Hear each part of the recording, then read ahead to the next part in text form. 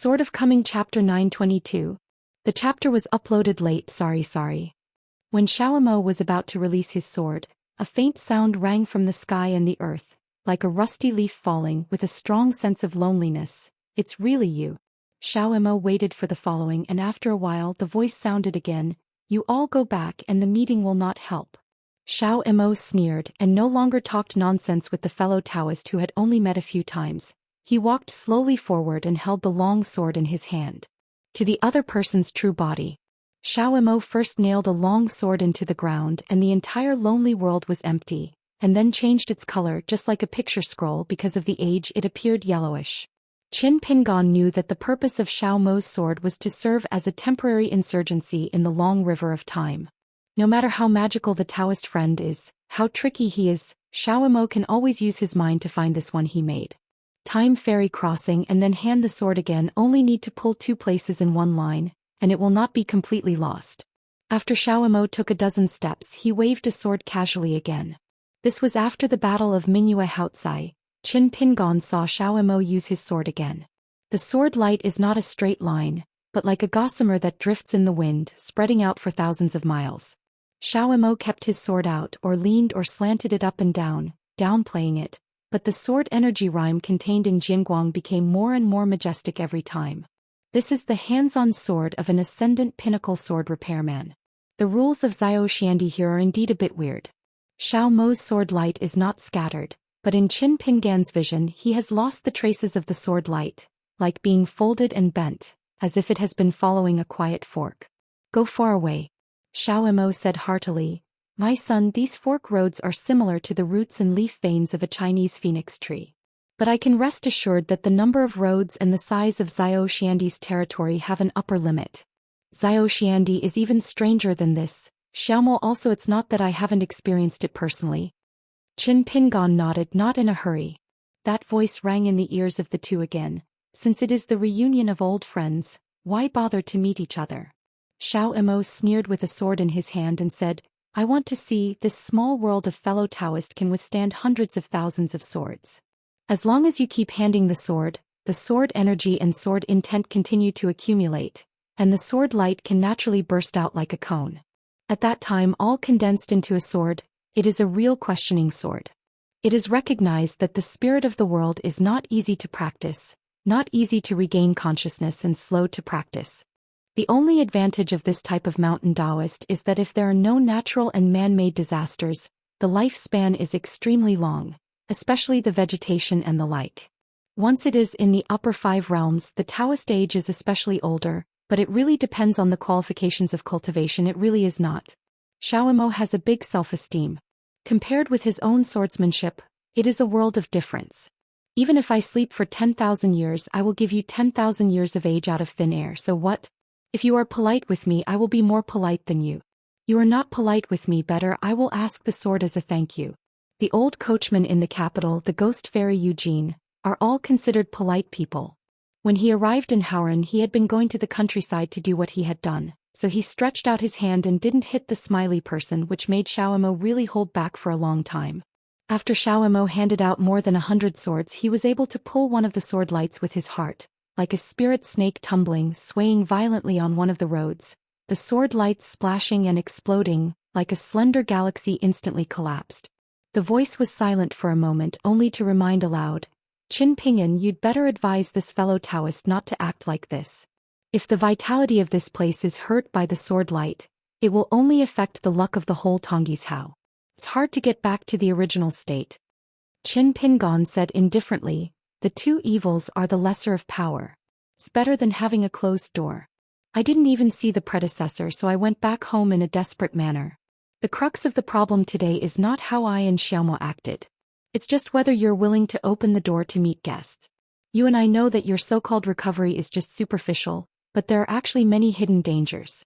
The descendants of Tonggis Hao will have to pay off their debts one by one for today's people. You follow the way of heaven, so naturally it doesn't matter. The many sequelae of the collapse of ritual and music in the past years do not affect your own practice. As long as the overall number of a certain one remains the same, the predecessor will still be considered as a consummation of merit, and be credited to a continent of heaven and earth. Just wait for 300 to 500 years, just wait for the Confucian temple, the monks and the various dynasties under the mountains, and of course I refill the landscapes of various places, and you will have survived this great catastrophe safely, and you will be able to return to consummation. But I am using the humane method to make up for the lack of land on a continent. The more you postpone it, the more troublesome it becomes. Your covenant with the Temple of Confucius has ended. Consummation invisibly replaced and filled the vacancy left by the old master of the East China Sea, and became a kind of illusory master of a continent. Let alone see you again, it will be a difficult task to find you at that time. The voice didn't deny the matter. Yes. I will retreat soon and make some deductions to find the way to the 14th level for myself. Obviously Qin Pingon was right. However, it was the first time Xiaomo heard about this and he suddenly stopped beating. He only felt that the so-called Daoist was just slapped himself in the face. So in an instant dozens of swords were handed out, the sword light was like a rainbow, and the whole yellowed world suddenly became white. Qin Pingon walked slowly behind Xiaomo, stopped, raised his foot and stepped on the ground, lowered his head and smiled. The seniors are highly respected, and they were able to become ally with Li Xing in the early years and built a town demon building for the Confucian temple. The secret file of the Confucian temple knows that the seniors have a gentle temperament and have no conflict with the world. This is also the root of the younger generation's willingness to talk to the seniors. But now that I will be completely free again soon, the seniors can't be sure what I must do.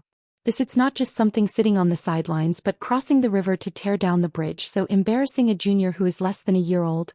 The mud bodhisattva still has 3 points of anger, let alone a junior. Qin Pingon smiled and said, "It really doesn't work. I will ask Li Xing to move half of the Great Wall of Sword Qi here. I want to see if the seniors will want to be in the 14th realm at that time. Can they see me, and if there is any chance to ask me whether to agree or not? I think it's difficult." The voice was a little annoyed and hurriedly said, "The Temple of Confucius promised me that the catastrophe is over, and that covenant is destroyed on its own. Even the sages who are sitting here must not hinder my practice. If this young man wants to act like this, it's okay if he can't find the 14th realm in a closed-door retreat. If he finds that avenue, it's like being blocked by a wall. And once you get into such an embarrassing situation, then you and this young sword repairer will have a veritable battle between the two sides. As long as one of them wants to be in the 14th realm, they need to live endlessly with the other side. Are you Qin Pingon still a close disciple of Wen Sheng's line, or a Confucian disciple?" Qin Pingon shook his head and said, "Since I can't replace the Confucian temple, of course the Confucian temple can't replace me. To stop me from mending a continent and land missing is to ask me about the sword. It's not a joke, please take it seriously." The voice suddenly frustrated and said, "The most holy master has been here before. Personally wish me a smooth journey in my practice." Qin Pingon said blankly, "Then in this matter, I'm afraid I will disappoint the holy master." Hearing this, the other party was obviously shocked beyond words and was speechless for a while. Wen Xing did not dare to say such things. A madman who dared to disobey the most holy master. Shit scholars, gentle sweeping, you swordsmen, your stinky temper that won't change for thousands of years. Xiaomo smiled heartily. There was a long silence, probably trying to stabilize Dao's heart. The voice spoke again, finally showing a weak tone. "I can trust the Saint of Rights, but I can't trust you." Xiaomo squinted his eyes and said in a deep voice, "I have turned over the almanac. Today I am not allowed to move the ground, enter the funeral, make a stove, plant and bury. It is advisable to go out, harvest, use beams, build houses and make alliances." Qin Pingon stepped forward, patted Xiaomo's arm, motioned not to rush to pass the sword and stood side by side with Xiaomo, smiling with both hands. "I also know the situation of seniors. For the predecessors, all the creatures that rise up are not just the palms of the palms and the backs of the hands are simply fleshy." The voice continued, "To be precise, I'm a sword repairman who doesn't believe that he can act only by his liking." After a while I added another sentence, "I even want to believe that the outlander who walked into the Flying Eagle fort back then can't believe in a last hermit from the Great Wall of Sword Qi." Qin Pingon smiled and said, "If seniors had treated people with sincerity earlier, they wouldn't have broken up with an old friend of 10,000 years. Qin Pingon, your murderous intention at this moment is more serious than this, Xiaomo. The younger generation will accept it." In front of Qin Pingon and Xiaomo, A passage similar to a post road appeared. The two sides were as dark as night, similar to the two ends of the Great Wall of Sword Qi in the past, connecting with a certain Taishu realm. Qin Pingon glanced back and the white fog was vast and he had lost the way he came. Xiao Mo frowned. Qin Pingon smiled and said, "If you come you will be at ease. It is a short trip." Qin Pingon took out a golden white jut from the sleeve, from the authentic alchemy book, presented by Li Shixing, nicknamed Moon Talisman. This talisman is relatively late in the book. This talisman hovered on the side of the shoulder. At the same time in Qin Pingon Xinhu Heaven and Earth, there appeared a sundial for precise timekeeping. Sure enough, there was a huge difference in the speed of time passing between the inside and outside of the world. Glancing at the burning speed of the white horse's passing talisman, Qin Pingon knew about it.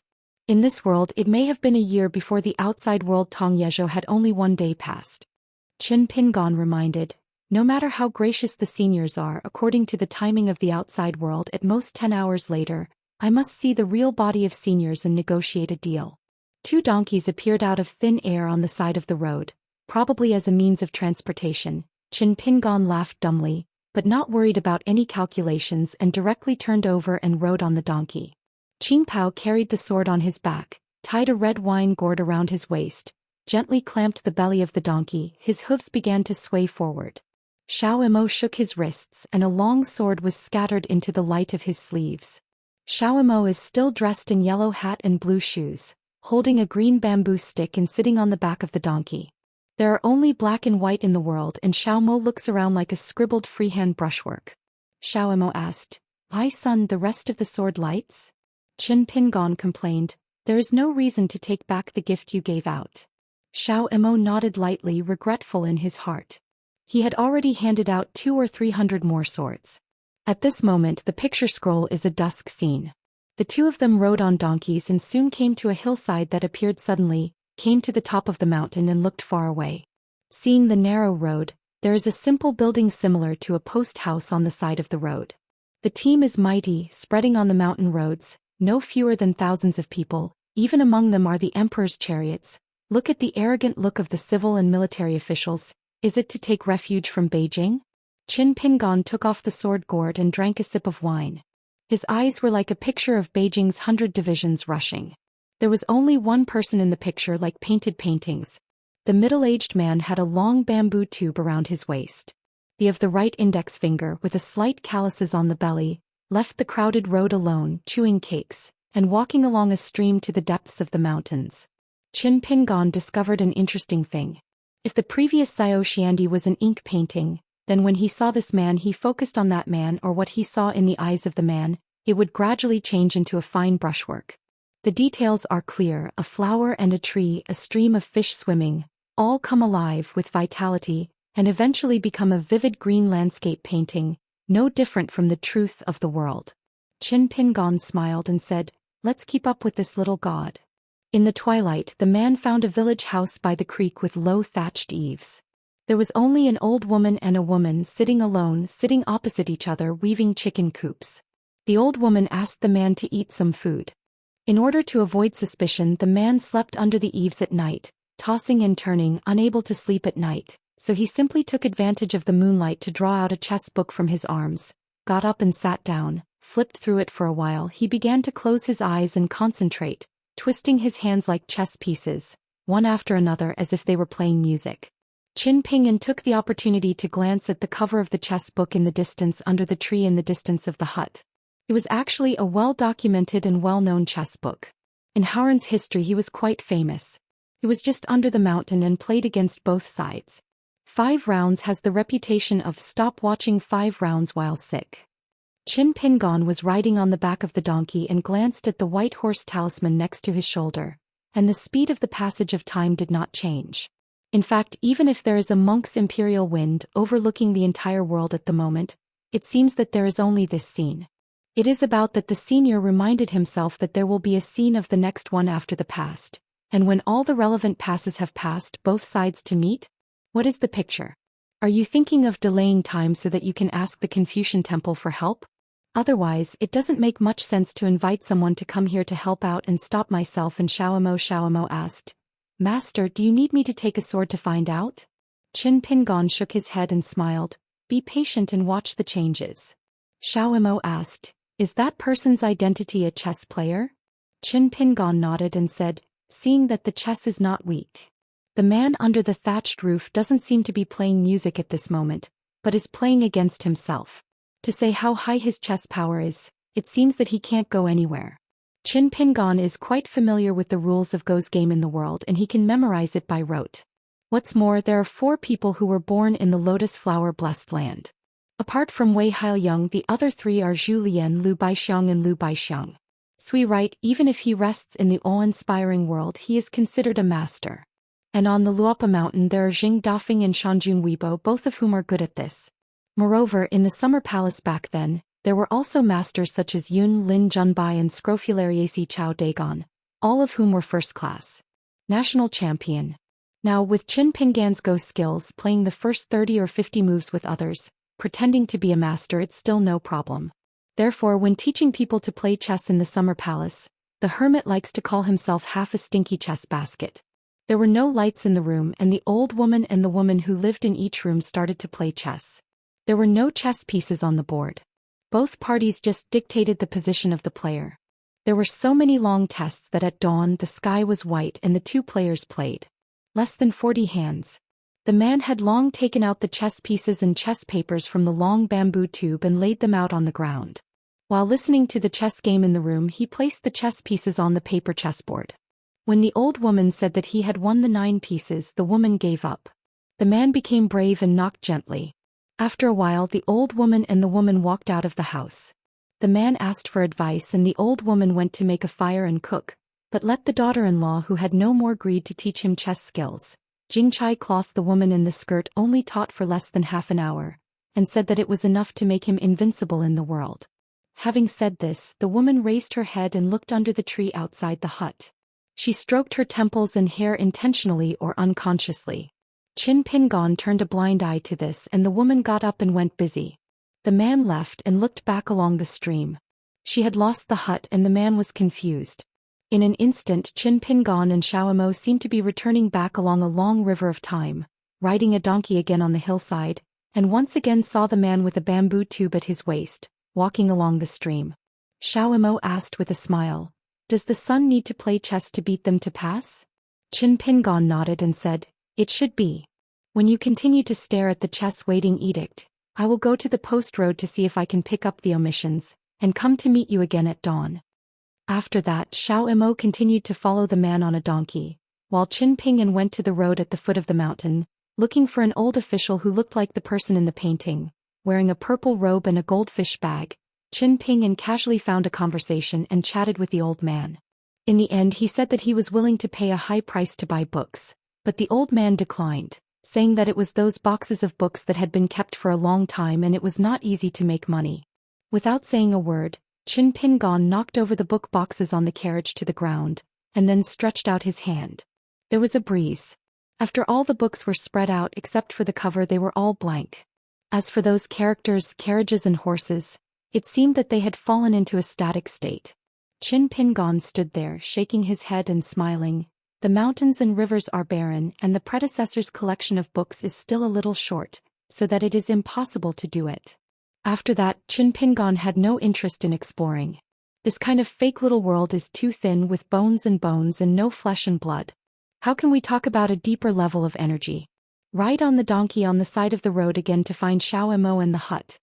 I just didn't forget to wave his hand again, put those books back into the box, reverse the picture and return to the carriage one by one. At dawn again this day, Qin Pingon did not wait to see the woman raise her head and look at him again, and he led Xiao Imo on the donkey. He waited for the old woman to say the invincible words and smiled, not necessarily.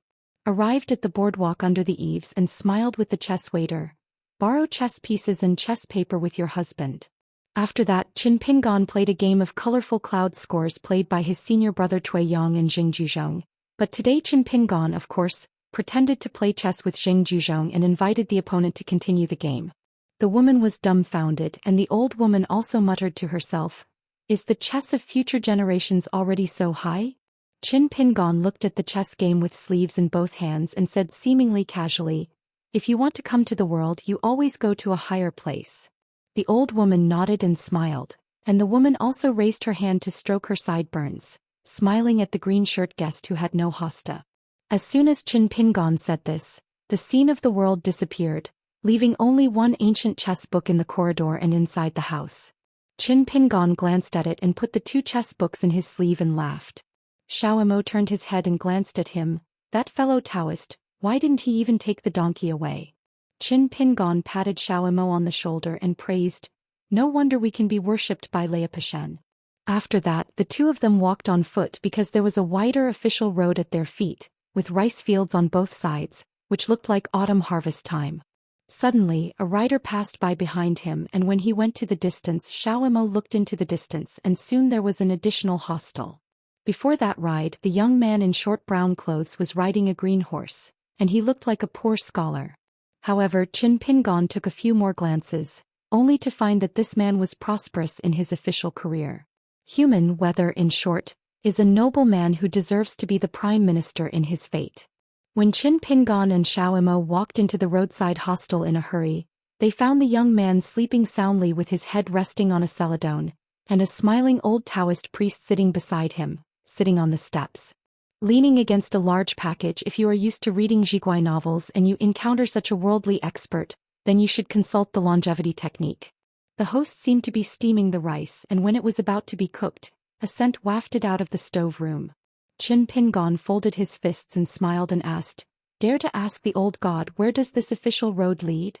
The old Taoist replied with a smile, "Handan." Qin Pingon asked, "Really not going to Zhou Xian Mountain, a certain liquor store that sells Huangliang liquor?" The old Taoist sighed and began to seriously look at the well-informed young man, shook his head and smiled. "The son is asking for a terrible question." Qin Pingon glanced at the bag. The old Taoist knowingly patted the bag he was carrying with him and smiled.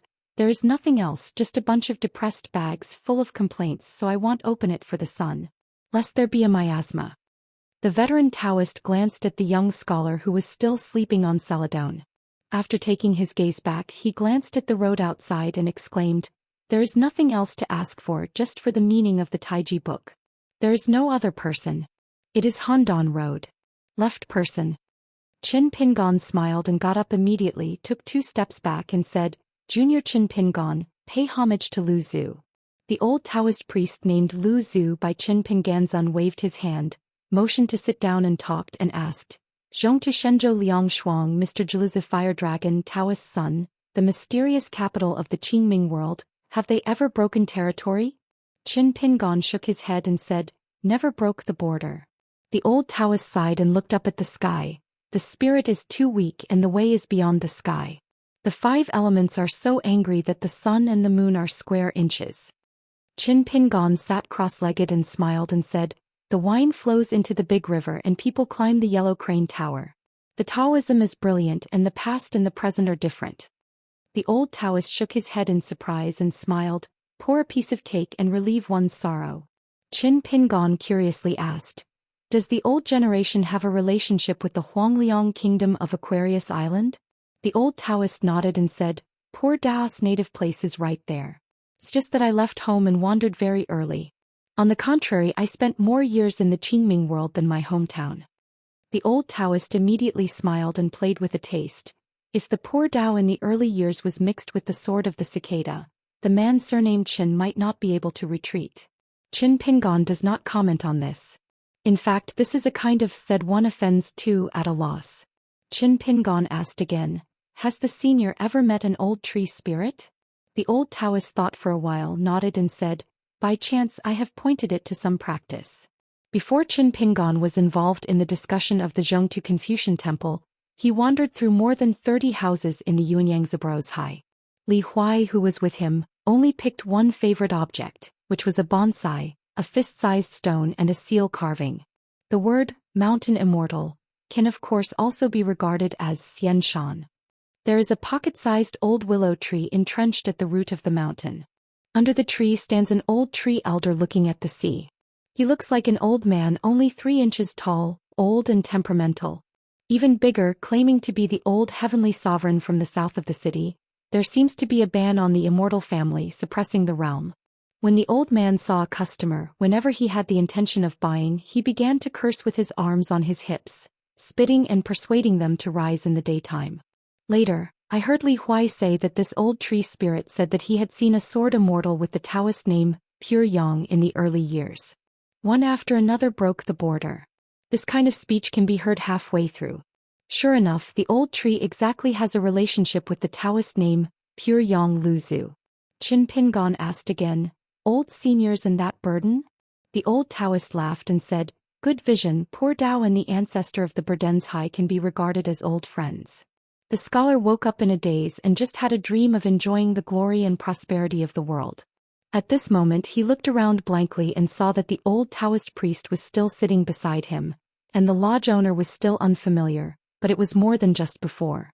A man in a green shirt and an entourage. The scholar was stunned for a long time and finally sighed and worshipped the old Taoist priest. After thanking him, he said that he knew the truth of life, honor and disgrace, love between men and women, life and death. When the scholar was about to leave, Qin Pingon quietly waved his sleeves and the clouds rose.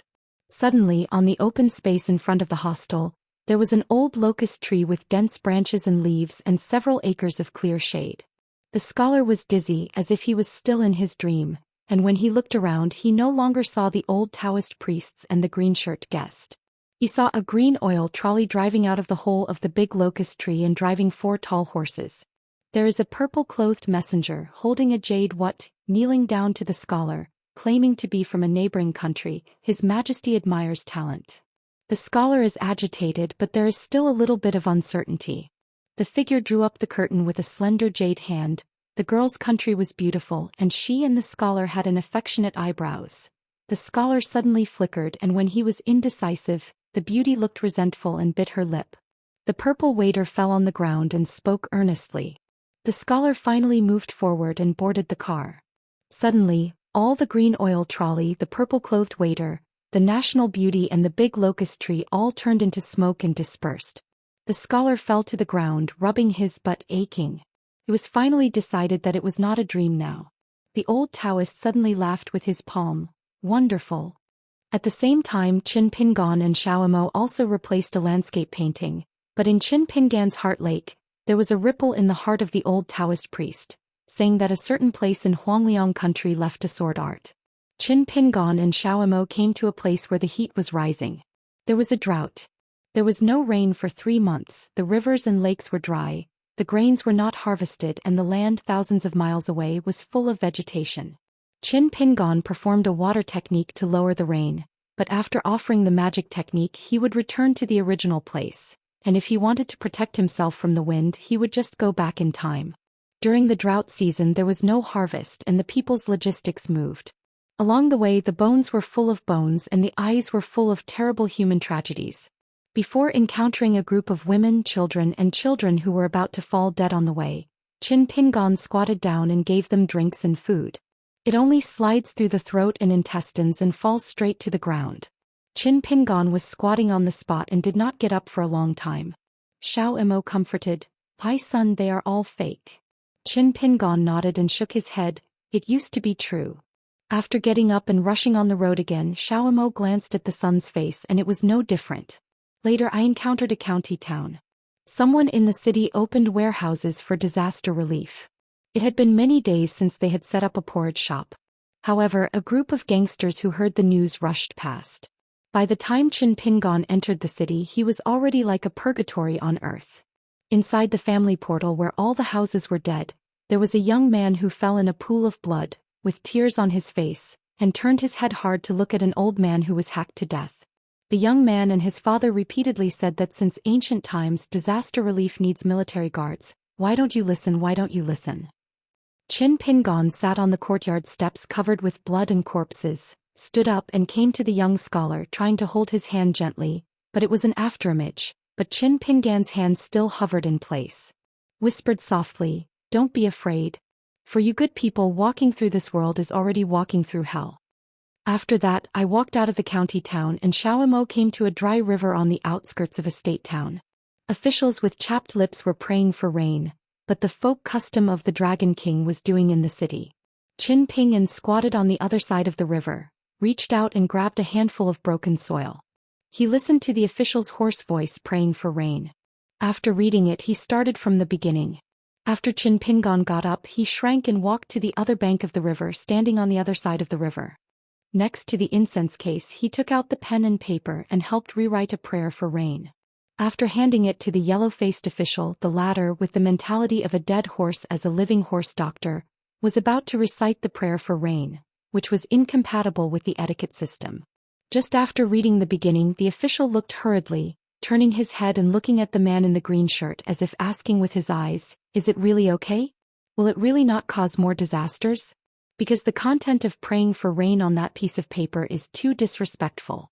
Generally speaking, this kind of rain prayer books have a standard similar to the officialdom, mixed with some respectful language similar to sincere and fearful. Start with, "I want to write to the rain teacher," and then write some spring rain as an imperial edict, Xia Yuru, the Book of Forgiveness. And the letter of prayer for rain in his hand begins with, "Feng Bo Yu, Electric Mother Lei Jun, listen to my edict, and those who violate it will be cut." So when the official endorsed the book, his voice trembled. That is, it has been too long since he had a drink. Otherwise he would have been sweating.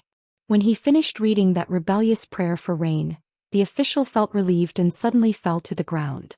After a while, the clouds were thick, the thunder was rolling, the lightning was thundering, and in an instant there was heavy rain, and the land of thousands of miles was full of nectar. Xiaomo raised his head and whispered, "The sun." Before in the county seat, he almost handed the sword without holding it back. If he hacked it to death, he couldn't get used to it because he has been deliberately disgusting son. Qin Pingon reached out and followed the raindrops the size of soybeans. "In fact, it has nothing to do with your fellow Daoist." Xiaomo smiled and said, "To be honest, if Xiaomo sees this kind of scenes before 10,000 years ago, he will only feel relieved. It's indifferent. It's different now. Maybe it's been a long time with the sun, and the ears and eyes have become so soft. Son, is this the difference between a cultivator and a cultivator?" Qin Pingon smiled and said, "It's not all good to become a Taoist from ancient times to a Taoist priest. Just talking about the speed of practice will definitely slow down." After that, Qin Pingon and Xiaomo came to a new place, a land of a county. It turned out that there was a river in the county, and it has been flooded since ancient times. Qin Pingon found that he was transformed into a prefect of a county's parents. Not yet married. Because he roughly knew the way of the god, Qin Pingon had no idea of using spells and began to befriend the rich in counties and counties. As for how to manage the water, Qin Pingon had a clear plan. After all, in addition to Zhou Xian's construction method, there are also many books by the Nanyuan National Engineering Department. They have been carefully read, and they are more than enough to be a waterman for the court. Qin Pingon has taken Xiaomo and a group of subordinates to inspect the city. After the geography of the riverbed outside, it was found that only a fishmouth diversion was needed. Bamboo cages were needed to hold the rocks, and the water was tired and blocked. Afterwards, flat flutes and spillways were opened. Qin Pingon just copied and used the doorway knowledge detailed in ancient books. Later, I walked through the door to ask for money with local wealthy people. I also saw some high-level anecdotes and various trends in the market. One of them once patted the table in person and said, "We who study sages and sage books are all doing kung fu on the tsunami." At the end of the year, the wealthy man was only willing to give out 50 taels of silver. At the beginning of the year, he ran a piglet from his pigpen to his neighbor. He felt unlucky, so he sold it to the neighbor at the market price. Jean's big pig ran to the house again. As a result, the rich man still had to pay according to the market price at the beginning of the year, so he fought a lawsuit and brought trouble to the county office. Qin Pingon, the county guard, so I looked for a chance to take this matter, ask the teacher and make a big fuss. That's why the master Maokai, who was doing kung fu on Gangchong, went to the door overnight and took an extra 100 taels of silver. The biggest gateway in the county city was still retired from the Ministry of Rights of the capital.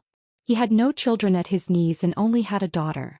He claimed to be his daughter many of his writings, history, Qingmo and provincial master examination papers.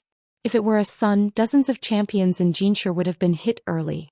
When Qin Pingon took the initiative to visit and learn from Taoism, the old man had served as a scoring officer. Even if he spoke with the county guard, he still regarded himself as an official elder.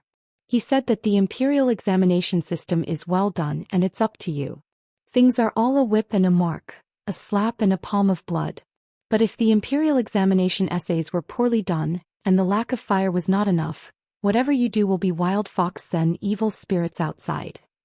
Qin Pingon, a young prefect who came from a clear stream, has no choice but to nod vigorously. Otherwise you won't be able to cheat money. The old man talked about the sadness. The son-in-law who entered the Zhu's mansion was both right and talented. He refused to start a career. The young county governor was kind to comfort him. He only needs to raise a son early and teach him to read. After receiving my grandfather's Jinsher incense, what was the difficulty? At the end he also said categorically, in this way the lattice seal is still extremely stable. The old man was exasperated, and when he was happy he gave 3,000 taels of silver. Xiaomo, an entourage of the county guard, watched and listened, and only felt that he had learned a lot of humanity outside of books. In this scroll of heaven and earth there are 3 colorful figures. In addition to this high-rise old man who was soon returned to the center of the imperial court by a paper from the capital, there is also a poor talent who has been trapped in the house for many years.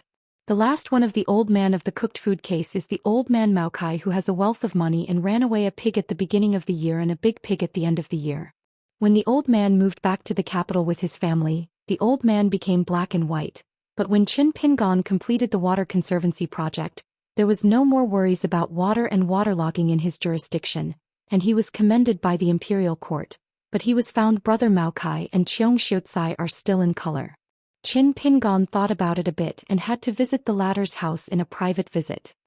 He saw the poor man saying goodbye to his wife at the door, patted his chest to ensure that the test was taken. Be patient for more than a month, you are definitely a lady of Jurin. The woman wiped her tears and said with a smile, I hope that both the wealth and the wealth will strive for some glory for the ancestor, and show some poverty for the lady, and then she will worship the sky and the earth. The result happened to be that Qin Pingon, the county guard, was good at managing the waters. The court ordered an exception to be a state school, and served as the chief examiner of this examination. From the examination papers, he extracted the imperial scholar's essay and circled his name. Painting is considered to be promoted to Jurin. From this moment on, as soon as he became a scholar of Master Jurin, he became black and white. As for that brother Maokai, when he was ill he was still in color when he was dying. Qin Pingon was puzzled and had to sneak into the other's house and found that the man's hand was stretched out from the sheet, with outstretched, and he refused to swallow. Take one last breath. Qin Pingon couldn't laugh or cry, so he pushed the door to enter, lit the oil lamp with 2 dung grasses on the table and picked out one. When everyone looked at the man on the bed, nodded and lowered his hands, instantly losing his breath. Xiaomo leaned against the door and shook his head helplessly. When Qin Pingon walked out of the house, the picture scroll changed and Xiaomo seemed to be on the edge of the battlefield. The 2 armies were facing each other, only separated by a river. The writers and the characters were all ancient appearances. One side is strong and the monarch is laughing with the soldiers around him. The enemy has more than enough soldiers, lack of benevolence and righteousness, and lack of benevolence and righteousness. After seeing that the other side was crossing the river with soldiers and horses, the military division suggested to the benevolent and righteous monarch to fight halfway. Not allowed, the 2 armies fought and were defeated. Qin Pingon kept watching from the sidelines.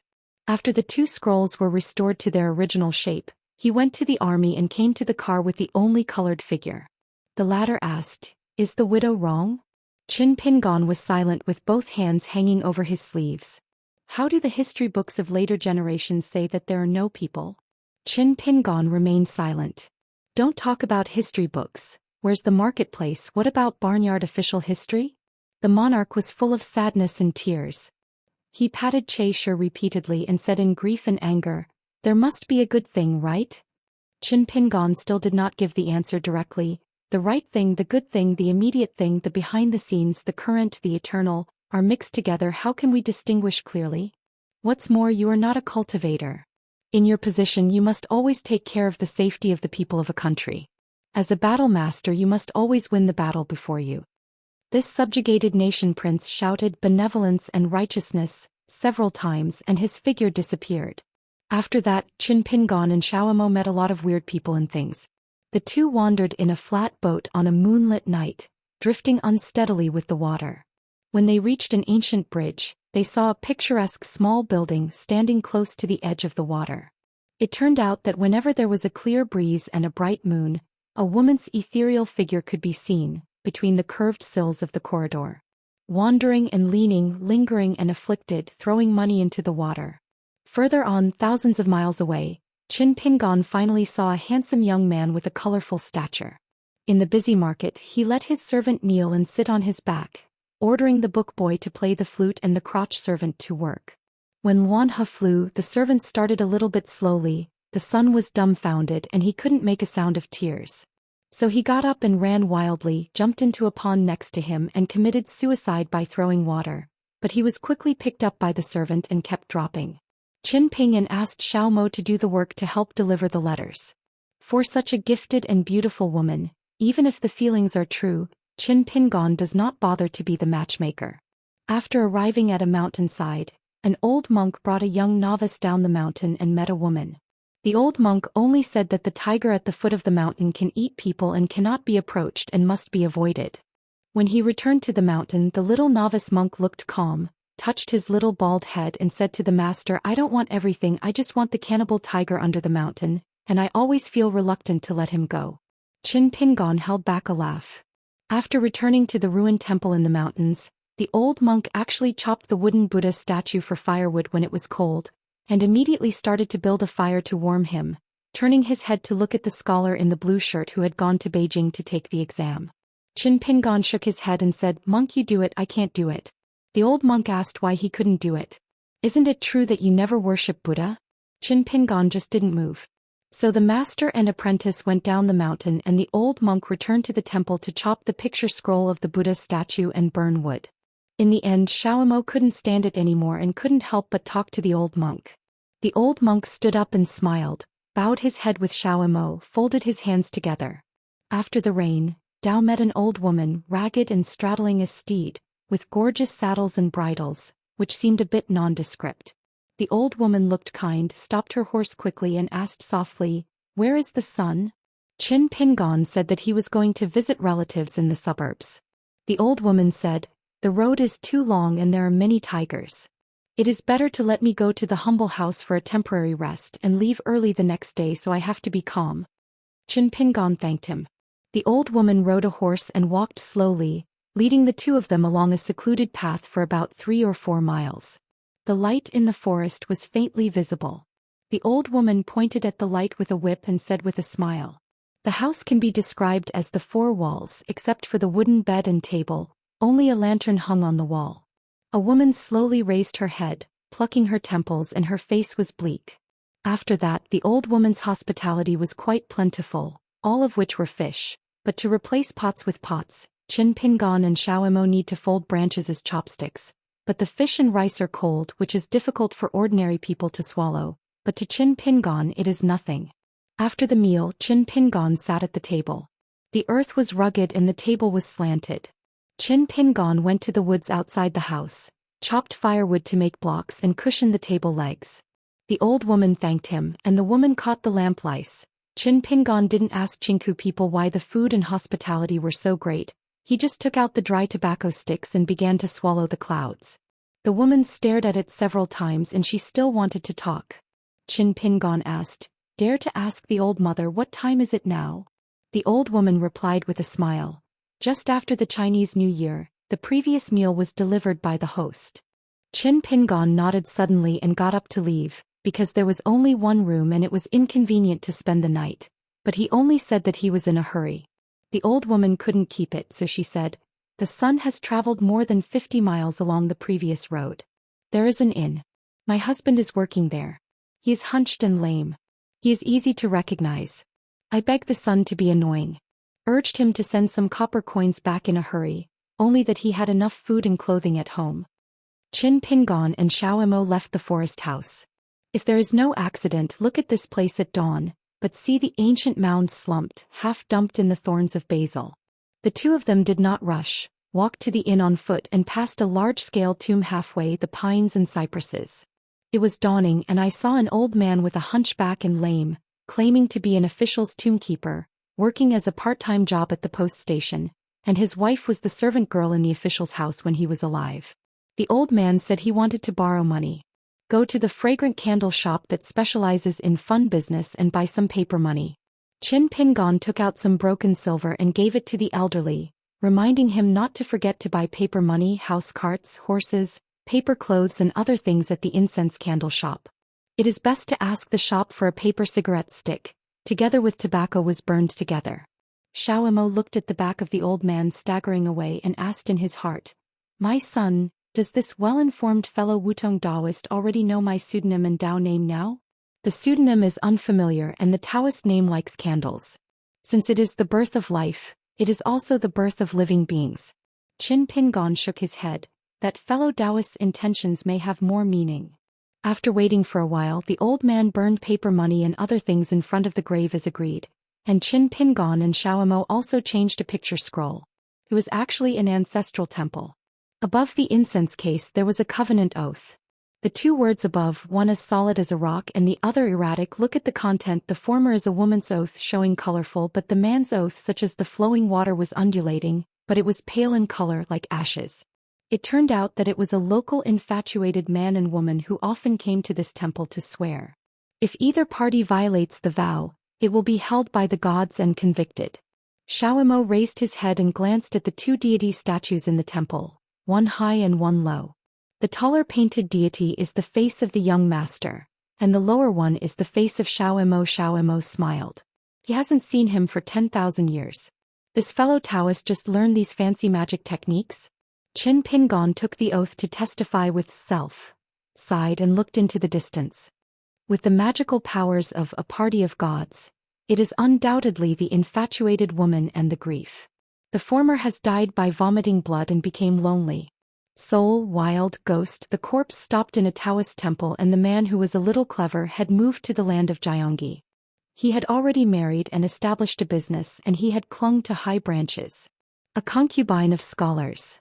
As a local god, Qin Pingon moved slightly in his mind, shrank the mountains and rivers and came to the border of his jurisdiction in one step, but it was difficult to move forward. Xiaomo suddenly said, "Cracks are beginning to appear in the golden body of the temple." Qin Pingon nodded and looked around the boundaries of the land. He found a local high-profile guest who was famous for being a chivalrous spirit. Then he entrusted a dream to this person, telling him the reason, and gave him a daughter as an entanglement in Beijing. After waking up from the dream, the high roller rode on a horse and rushed to the land of Jiangyi day and night without saying a word. In less than half a month, outside the Taoist temple where the spirits were stopped, there was a powerful man with a halberd and fist, leaping on a horse with a sword and running through a few doors. Carrying a package on his back, immediately before the coffin, he lifted his beard and yelled that the heartless person had already been killed.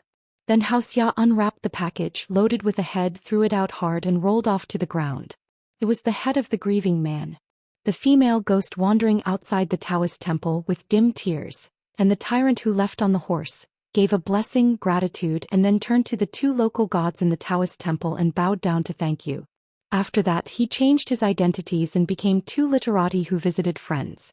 Near the friend's house, there is a rumor that there is a ghost house that has been abandoned for many years. Every night on the pink wall, there are many bones and hideous faces. A merchant ventilated privately with the subordinates of the government, took a chance, moved his hands and feet on the deed of the house, and turned the house into a private house, which turned out to be a hot potato. Asking Taoist priests to go to the altar to do it, the eminent monk said it will not be a problem. Instead he was teased by ghosts and said with a joke, "A person with a Taoist skill is more than that?" Later, Qin Pings and their friends did not believe in evil and thought they were upright gentlemen who had read sages' books, and they were also officials, so why not be afraid of this thing? As a result, I was so scared that I fled back in embarrassment after less than a stick of incense. I really don't know who can surrender in the world. Qin Ping took Xiaomo to the ghost house in the dark, strolling in the courtyard, the horrible vision on the wall, and the infiltrating noises, just turning a blind eye to hearing. Xiaomo was holding a trekking stick, and after holding one hand he suddenly widened his eyes, and went to look at the blood-stained face on the wall. On the contrary, the latter seemed to be taken aback by this guy. Then Xiaomo turned his head and smiled. He asked, "Hi son, what should we do?" Here, our swordsmanship and supernatural powers are obviously useless, so how can we reduce demons and exorcise demons? Is it possible to use affection to understand reason? Or to spend money to buy from the merchant? Let's put a seal on the door after the land lease is released? Qin Pingon leaned on the pillars with his arms around his chest, looked at the wall, smiled and said, "The way of the world, the difference between yin and yang, fascinating and different paths and mediocrity. As long as you can respect ghosts and gods and stay away, nothing will happen." There was a faint sigh from the wall. A woman in colorful clothes, beautiful makeup and curly tinting walked out of the wall and fell to the ground. "Mistress, words are comforting." The female ghost suddenly smiled like a flower. A door opened on the wall, and the woman stepped in first, turning her head and beckoning. Xiaomo couldn't help asking, "Why do you want to be so bend?" "That fellow Daoist has been playing with these little tricks, trying to figure something out." Qin Pingon smiled and said, "The boat will naturally be straight when it reaches the bridgehead, so it's a roadside tour to see flowers." Qin Pingon almost mistakenly thought he had arrived at Baiwafuti. Along the way, the strange flowers and plants and the woman who accompanies each other have all kinds of charm and variety. Finally, I came to a gorgeous hall. Outside the hall, there was a girl who looked like a roll call, and reported the names of Qin Pingon and the two human scribes. The girl was only 5 years old. She was slender and weak. She walked slowly, suspicious of joints. After Qin Pingon took Xiaomo across the threshold, he saw the lady in the palace sitting high. Feng Yi made an appointment, wearing a green crown on her head like a concubine. There are more than 10 maids in the hall. All of them are beautiful. As a result, the lady who sat in the main seat said that you are both talented scholars, and she began to ask for singing and poetry. Qin Pingon was just drinking a kind of so-called 100-flower cream. As soon as he heard that he wanted to sing with poems, he asked Xiaomo to do it for him. Good guy. Xiaomo didn't have stage fright at all, raised his glass and got up, and directly gave dozens of poems about flowers and plants, and they were all collections of poems that Xiaomo pieced together. Qin Pingon lowered his head to support his forehead and did not dare to see anyone. Those women were very supportive, surprised, and seemed to be impressed by Xiaomo's talents. In the end, even if Xiaomo helped the fool pass the level, both of them were still holding wine glasses in their hands, and Xiaomo smiled and said, "I always feel that I'm still in the mood." Qin Pingon threw the slightly heavy wine glass in his hand to Xiaomo, and patted Xiaomo on the shoulder again. "In the future I will ask more about swords and fight less about poems." Already in a busy market, there are elderly people who carry flowers and sell them.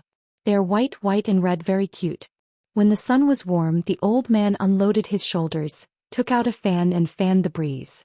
Even if the old man is not a colorful figure, only the folding fan in his hand is really not like a village man's hand.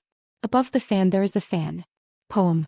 The handwriting is graceful, the words are beautiful women's thoughts, and there is an inscription at the end of the fan. Qin Pingon patted Xiaomo on the shoulder again. Xiaomo looked puzzled.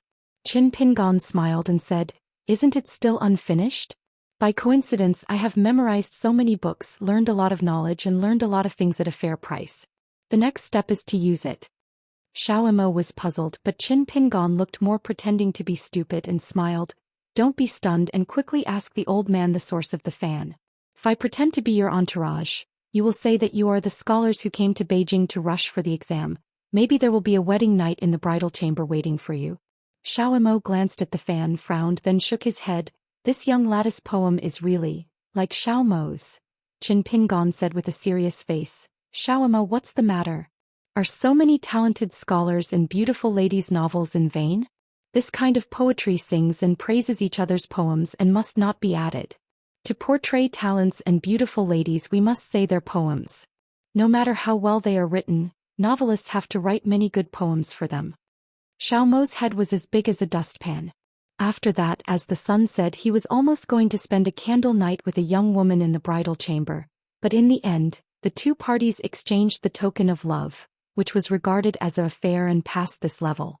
Seeing Gongzi's expression a little dignified, Xiaomo immediately asked in his heart, "Master, is it a series of calculations?"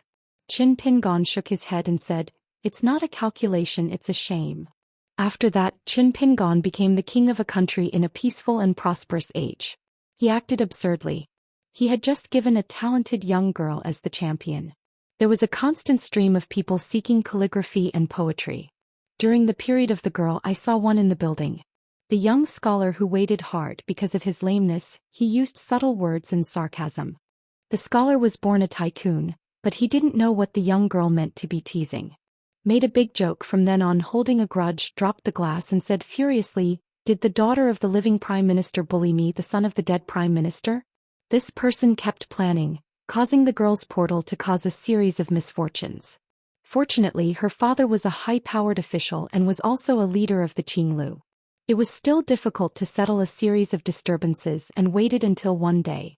Discussing the matter with his daughter, the talent of Xianxia understands the reason for the twists and turns, and then he finds a son-in-law for his daughter's list. There is an extra son-in-law in the family. After that, the son-in-law joins forces to deal with the conspiracy and tricks that claim to be the son of the dead prime minister. Logically speaking, the ending is of course that evil does not suppress the righteousness and people are happy. But Qin Pingon, the ninth five-sovereign monarch, just watched the farce coldly. At the critical moment he did not say a word of justice for the official Xianxia who was imprisoned, let alone the number one who was about to travel thousands of miles. The decree of life-saving, only before the old girl who had been a woman was about to become a church club, did she put down a secret decree and then left the palace. Looking at the embroidered building in the distance, the emperor asked the man, thinking back then, "What was in your mind when you were here? Now that it has been so many years, can you still remember it?" The lame man nodded, saying that he remembered it clearly. After that, His Majesty the Emperor, who got the real answer, went to the so-called imprisonment. Through the iron bars he looked at the old Xianxia who was kowtow. Your Majesty the Emperor knelt down and asked the celestial official if he still remembered. "I remember a sentence from that year." The thatched old Xianxia was dazed, and His Majesty the Emperor reminded him, "What was your first sentence after learning that the lame young man was teased by your daughter for the first time?" Where did Lao Xianxia remember those old things, so he had to continue to kowtow and ask His Majesty for extralegal mercy. Just listen to the Emperor's Majesty slowly saying, "You said it's all right at the time, and then you started to discuss with your daughter how to clean up the mess."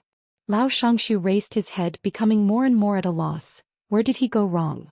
Qin Pingon stood up, looked at the master Xianxia, who was a real person in history, and asked, "It's all right? Why is it all?" Finally, Qin Pingon said heartily, "Open the door." Xiaomo sighed. That fellow Wutong Daoist really opened the door. Then they came to a cliff cave and saw a Taoist man sitting and passing away, his nose hanging from a jade tendon and a ruler, a gold-shining treasure book in his sleeve, and an ancient pine crutch at his feet. After Qin Pingon and Xiaomo appeared here, the long river of time began to slowly flow backwards, and the lame man came back to life, standing up, pick up the crutches and backward walking. The Taoist learns 100 birds' language in the countryside, and walks in the market with clothes and clothes, sings and walks, hangs a scoop on his waist, sips water and drank alcohol, drunk in the wind and rain, sleeps on the road, is good at drawing dragons and spits out alcohol on ruined paper. On the upper side the smoke puffs up and the scales are vivid. Time went back 100 years, until the lame Taoist recovered his youthful appearance and traveled to an isolated island overseas. There are survivors on the islands and mountains. The folk customs are simple and admired for writing, but there is no teacher and he has never learned a school. This person wrote a word on his palm. Taught to those young children who came to inquire about the text, only charged one word for each word. For several years, copper coins piled up like a mountain. Qin Pingon also visited the house, and every other month, with this person who had no master's name but had the truth of the master, he only asked for one word. The only requirement was that the book was on paper, not in the palm of his hand. So Qin Pingon must bring wine. In the end, Qin Pingon used 7 pots of wine and 7 copper coins in exchange for 7 pieces of paper and 7 words. Bring. Boop. Sound of water. Bong. Zert. Water. Simple. This landscape painting took the most time. Looking at the burning degree of the White Horse's Gap talisman, almost 3 months have passed. After that, Qin Pinyin and Xiaomo came to the last picture of the lives of others. After a great war there were cake sellers in rural shops. Every evening, a woman came to the shop with copper coins in her hand. She could just buy a piece of cake. The shop owner asked the reason and said that her husband had not returned home. Life or death is unknown, the children at home are hungry, so they can only come here to buy cakes to satisfy their hunger. The shop owner didn't doubt it at first, but after a long time he found that in the money jar he would get a piece of paper money every day. Some neighbors said that ghosts came here to buy cakes. The next day the shop owner took all the buyers' money. They all quietly poured into the water bowl. It turned out that it was the woman's copper coin floating in the water, but not sinking to the bottom of the bowl alone, and she was frightened suddenly. On the third day the woman came to buy bread again, and the shopkeeper pretended to not know the truth. Just waiting for the woman to leave, she immediately called her neighbors in the neighborhood, lit torches and chased the woman. Looking back, the woman looked complicated, like a bird, looming, and finally everyone found a dilapidated coffin inside. People are bones, only the baby in the coffin is like alive, no different from a living person holding a bread in his hand, and he is not afraid of seeing people. The people felt pity and embraced it, and the ghost woman stood in the distance, raising their sleeves to cover their faces, and there was a whimper. After that, every night if the child is unable to sleep, it seems that someone is babbling and tapping on the bedding, and the child sleeps soundly. One day after that, the woman finally disappears and the child grows up. Xianxia's daily life is no different from ordinary people, but she often cries silently, just because she can't remember his parents' appearance. Qin Pingon stayed in this picture all the time, doing nothing, saying nothing. Xiao Imo didn't urge but just accompanied his son quietly, or walked in the afterglow of the dusk, or stood by the shop, or followed the people holding torches walking in the night, or sitting on the steps outside the door, listening to the children in the house waking up to a deep sleep. Until 10 hours have been used up, Xiao Imo again stood in the cake shop with his son this day, and the two stood beside the bowl of water. Qin Pingon still watched the sight of the copper coin not sinking into the water again and again. Xiao Imo, he sighed and said softly in his heart, "My son, you can break the illusion here only by telling the truth in one word. It's time for us to go." Qin Pingan's lips moved slightly, but he remained silent. Xiao Imo hesitated to speak several times but finally did not speak. The truth is too cruel. It may be that the woman has not died and the baby has died prematurely. Just like the man who has never returned to his hometown, he may have died in a foreign land, he may not have died, who knows. Xiao Imo suddenly looked up, the surrounding scene disappeared, and a sycamore tree appeared in front of him as if growing in the water. However, Qin Pingon lowered his head, just looking down at the towering tree that seemed to hang upside down. A plain tree with yellow and fallen leaves all over the ground. Xiao Imo glanced at it. It was the flowing scene of that leaf in the world, walking around and watching flowers, each with his own life. In an instant, the originally bright and glorious world became dim and unclear, and there was another light floating above the water. After that, it was scattered like the stars in the sky and scattered among the mountains and the earth, gradually dense, bright and shining, tens of millions, uncountable. Xiao Imo suddenly subconsciously moved one step horizontally. It turned out that it was Qin Pingon who was beside him unknowingly, but he had already become the appearance of wearing a bright red robe, his face blurred, and his body and soul were all intertwined with crisscrossing lines. About Imo was overwhelmed by a town demon tower. There was a blur of afterimages flashing through his body, the sound of souls crisscrossing and the trembling loudly. It was far better than the sound of gold and stone in the world, just like the appearance of several swords of the Great Wall at the same time. The Last Hermit. Sword of Coming Chapter 923. The Fengyuan Ferry is approaching Xindu Mountain. The Immortal named Dragon Gate at Taishu Mountain has indeed visited the surrounding mountains and rivers of Xindu Mountain. When Yufeng returned to Mishua Peak, he saw that the disciple was sitting on the railing of a viewing platform with Xing Yugan and chatting. Yomo responded to the old saying about women being extroverted. Taningzhou was talking to Xing Yugan, "If you can't do anything, it's better than anyone else." Sure enough, the senior brothers and sisters, including themselves, are of course the uncles and uncles of many Taishishan monks. Sure enough, he didn't want to embarrass the disciple, so his figure quietly fell on the ridge of the roof. It is rare to be a master to do this. After all, he was a fairy and he was not an ordinary fairy. Gui Xinyu couldn't see it and he was able to tell at a glance. For example, Yunjing Mountain and Sumiao Mountain, which form a three-mountain pattern with Xindu Mountain, really saw through the blindness, and the two stone steels on the top of the mountain were also seen clearly. Cui Dongshan shrunk the mountains and rivers, stepped to his side and said with a smile, "Longmendo has friendly eyesight." Sure enough, he smiled and said, "It's an offense for failing to control my eyes." Cui Dongshan waved his hand and smiled. Fellow Daoist Longmen said this out of the blue. Sure enough, I looked around and couldn't help but admire. Leishan and rocks are already another kind of knowledge. In my opinion, there is also a gully in the chest, but it is actually more difficult than painting. Moving a few hills, moving a few rivers, it's not difficult to piece together a picture that is dependent on mountains and rivers. It's difficult to fill in without traces and agree with each other on the road. Just say that on this dense snow peak the earth, wood, roads, flowers and trees, and the smoke and clouds are rendered temporarily seem rough, but in fact they are all wonderful. I will spend some time in the future transplanting old trees, sparsely and obliquely manage powder books high and low shades. It is really a mountain and water resort. Friends of Longmen Daoist have a good reputation. Cui Dongshan hugged the back of his head with his hands, shook his head and smiled. On the scale of the weather, the old blind man who is no more than 100,000 mountains. On the subtlety, we have an old cook on the Luapa mountain who is the real expert. Sure enough, he laughed. It's like sincerely praising a person for their good poetry, and the person who is praised says that he is inferior to Bai Yi and Suzy. How can people answer the conversation? Cui Dongshan looked into the distance. Fengyuan ferry boat was about to dock. He patted the roof with his hands. His slid all the way out of the roof and finally fell to the observation deck. Facing this white-clothed boy, Xiang Xian and Tan Yingzhou both had the same title, Sect Master Cui. Cui Dongshan nodded to the little girl in greeting, then turned to look at Xing Yugan and complained, "Call the Lord, call the little brother." Xiang Xian had to change his name. On the side of Suzerain Cui, who is easygoing and witty, Xing Yugan is actually not too restrictive. Cui Dongshan said goodbye. His figure turned into a white rainbow and went straight to the wind and kite fairy. Seeing the pair of masters and apprentices Lu Jinglong and Bai Shou, Cui Dongshan smiled and said hello, Sect Master Lu, brother Bai. When Bai Shou saw that there was only Cui Dongshan and no one, he was relieved and smiled and clasped his fists. He made an exception and did not call Cui Dongshan a brother. Instead he used a formal name, Sect Master Cui. Cui Dongshan suddenly said to Lu Jinglong, Sect Master Lu worked hard. Lu Jinglong had to pay back. Miyu was in a temporary retreat. The fairy had already sent a letter to Mi Xiefeng from the Flying Sword.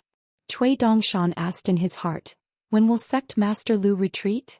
Lu Jinglong said frankly, it's hard to say for the time being. Of course, Cui Dongshan is very concerned about this matter. In the future, if your husband needs help in the Qingming world, the least hesitating and able to help him except for the teacher, it must be Lu Xianying and Lu Jinglong.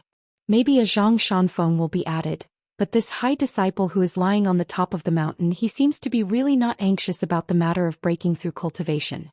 Leading the group of people off the ferry personally, Cui Dongshan suddenly remembered something and rubbed his chin. Isn't it unintentional? His own Qingping Jianzong. Lu Xianying's Longquan sword sect, Lu Jinglong's Taihui sword sect. Plus the Dragon Elephant sword sect and Duckweed sword lake? There are already 5 kendo sections. But Cui Dongshan was also curious about what Zhang Shanfeng hadn't come yet. The palm rhythm of Pushun Yunkatang is already in Xindu Mountain. On the side of Mikshifeng Mansion, I learned that my mountain owner in Chiningguan asked me for a fist, and he was so energetic from the end that he succeeded in returning to the real world. Tan Rong hugged his fist and congratulated him. Congratulations, Shanju. It is indeed gratifying that Wu Fu is in the end. It is the natural resources and the opportunity to be indispensable, and the level of the end is full of vitality, return to the truth and greatness, and it is even more difficult to think about breaking through. Yi Yunyun nodded and said, thanks to Qin Jiangxian's help, I don't need Pushun to repay this favor. I will take care of it myself. Anyway, she will serve as the honorable guest of Xindu Mountain, and she is also a Jade Pure Realm practitioner, and she certainly has no shortage of opportunities to repay favors. Tan Rong remembered a secret incident and asked, the Patriarch's Hall has produced an extra biography for no reason. What is going on? It turned out that there was a black-clothed boy whose alias was Cui Wanzhan.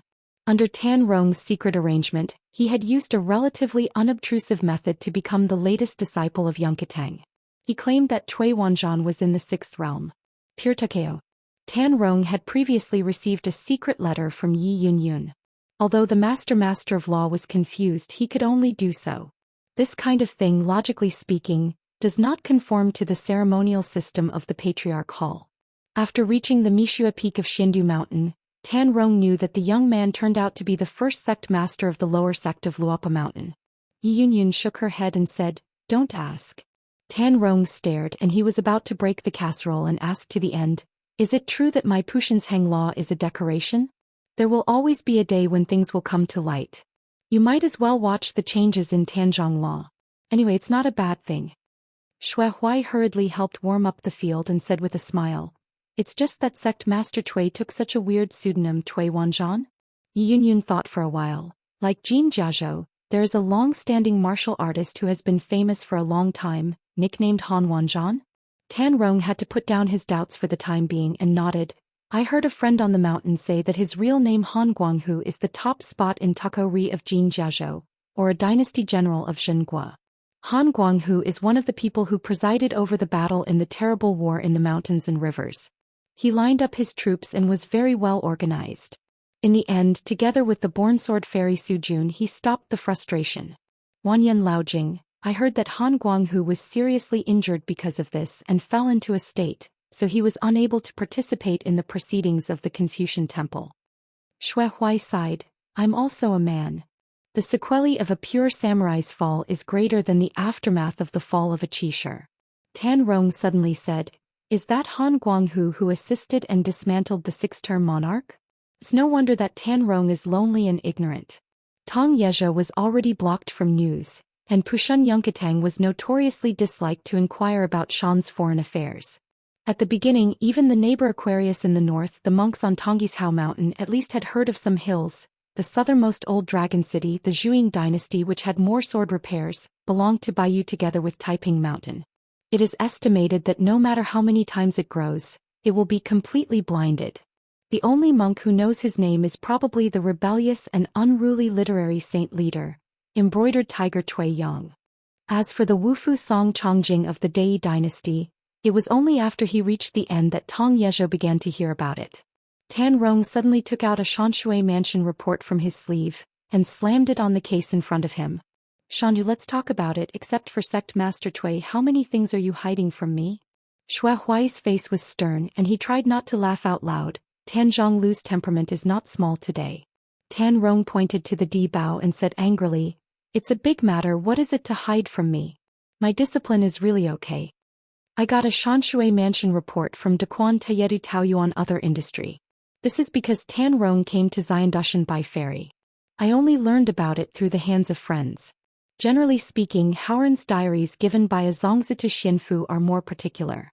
There are many unwritten rules here. Even if it is some extremely important exclusive news, other Xianxia debaos are not very good at it. Copy it because a good talking sect may open one eye and close one eye, but if you encounter someone with a bad temper, you have to directly scold it. It is even possible to ask the teacher about the crime, such as there. In Beiju Luzhou, the number of times the Zushitang was unstable due to such a small matter could not be counted with one hand. Yi Yunyun was confused, stretched out her hand, grabbed the Di Bao in her hand and scanned it quickly. She stretched out her hand and rubbed her eyebrows. "Tan Rong, believe it or not, I just learned about these things on the Di Bao.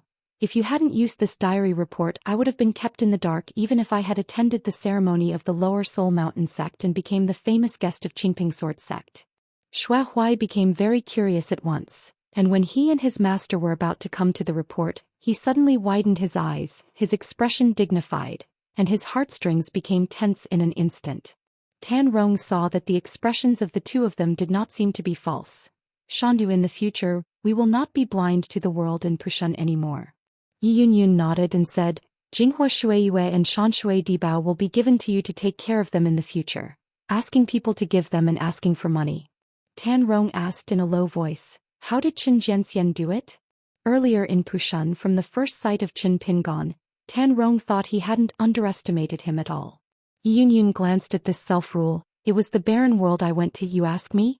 Tan Rong couldn't help sighing. "This feat, outsiders like me, even if they just look at the Di Bao, just think about it, they will make Dao's heart unstable." Xue Huai took the Di Bao and browsed it twice, feeling deeply impressed by Tanzangla's heartfelt words. The hermit led and Lu Shen went with him. Ning Yao, the first person in the colorful world, engraved the old sword fairy Qi Tingji at the head of the city, the criminal officer Hao Su, and the great sword fairy Lu Ji. This kind of battle. This trip successfully killed 2 ascended realm great monsters. One of them was the great disciple of the great ancestor of Tuyue Mountain. Traveling together, leveling an ancient battlefield in an instant, destroying the White Flower City with the name of the Zong, rioting the Moor dynasty, interrupting the highest fairy hairpin city in the world, fighting against the throne demon's scarlet concubine, dragging it down the river, the sword opened to support Yueshan Mountain, and moved Mingyue Haotsai to the Qingming world. Bai Yujing was really invincible to personally lead this round of Mingyue. Don't say they were done one by one, they were all things that I didn't even dare to think about. Even Xue Huai was a little bit regretful. I only hate myself for not being a sword repairer. Tan Rong asked. Shan Lord, if Qin Jianxian puts aside his swordsmanship and just as a pure martial artist he asks Wu Pan, how will he win or lose? Xue Huai was actually very curious about this. Since his master had already lost, then only Wu Pan could contend with Qin Shanzhu in terms of boxing techniques. The world-ending warriors are different from the great monks at the top of the mountain. Every millennium has the big year and young years. The difference is obvious. The total number of the 10 worlds of warriors does not fluctuate much. Except for the divine continent of the earth, the rest of the 8 continents are spread out, roughly 2 per continent, and the number of people who have good deeds has been roughly counted. In the so-called world martial arts in a small year, when the situation is not good, the end of the 8 continents has never been less than 14 people. No matter how good it is, there will be no more than 20 people. On the other side of Beiju Luzhou, Gu Yu of the Great Seal dynasty a few years ago, and Yuankishan Jianxian Jiue, died in exchange for their lives. So now the great masters of martial arts in the 3 continents in the east, in addition to the masters and apprentices of Qin Pingon and Pei Qian, there are also Dali Song Chongjing, Lian Peak Air, Wang Fushuan, Wu Xing Wu Tan and Pushan Huang Yun. Yi Yunyun obviously had an early draft and she didn't hesitate to give the conclusion in her mind. If only the boxing score is superior, Wu Pan will win, but if it is a fight, Qin Pingon will live. Tan Rong smiled and said, it's okay, anyway now Qin Jianxian is considered half of us from Tongyi's Hao. Xue Huai originally wanted to agree, but Yi Yunyun was already annoyed and said, point your face. Xue Huai nodded immediately and said, it's not appropriate. Qin Shanzhu may not be willing to admit this statement. Furthermore, if this statement spreads, in fact our Tong Yezhou is also shameless. Luopa Mountain is only Tongyi's Hao where the next sect is located. As the head of the upper sect, Qin Pingon, the family register and the genealogy of the mountain are still in Beipingzu. Tan Rong glanced at Xue Huai who was on the verge of rebellion and said with a smile, the grass on the wall fall with the wind. The veteran General Yao Zhen is compiling a military book at his desk. In addition to summarizing the gains and losses of his lives, battles and training records, he also organizes the martial arts experience of the Yao family of the frontier army. The old man army left something for the Daquan dynasty during his lifetime. This mansion is probably the only house on Mishue Peak that uses the earth dragon technique on the mountain. The ground is warm and the climate is like sunshine in spring. Therefore there is no need for braziers in the house and no need to wear thick cotton clothes or fox fur. Yao Xinji knocked on the door and entered, limping and sitting at the table. Master Fu Yin just got a piece of information from Mirage City, gently put that piece of information on the table and said with a smile, Grandpa, this Yu dynasty is a bit interesting. Now the old emperor hasn't left yet. I have already started the matter secretly. As long as the crown prince Yu Linyu ascends the throne, he will immediately change the name to the first year of the Shenlong. It seems to be the result of the consultation with the Qingtian supervisor, Liu Bilong, the true figure of Jitsue who protects the country. The Yu dynasty, which has a close relationship with Lao Longqing, is very good at planning. The old general smiled. It's not considered an officialdom to burn a cold stove. I'm afraid that a hot face will stick to a cold buttocks, but it won't be self-defeating. The newly appointed king of Donghai Sea is Wang Zhu, the only true dragon in the world. The name Shenlong used by the Yu dynasty was obviously an undisguised expression of goodwill. I just don't know that the legendary ascendant female sister in Aquarius Island can't accept this love.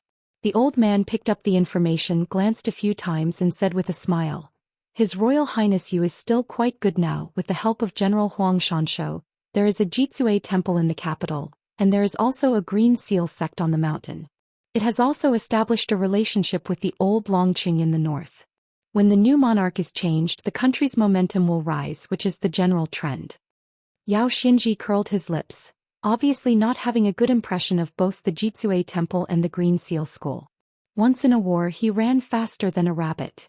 He learned the tortoise method and had to shrink his head when he had to shrink his head. The old man refolded the spy and returned it to his grandson and said softly, "Don't look down on these people who don't take their face seriously. If you provoke them, it is easy to succeed and fail. Furthermore, you have to admit that only real villains and hypocrites can do things, but honest men cannot do it."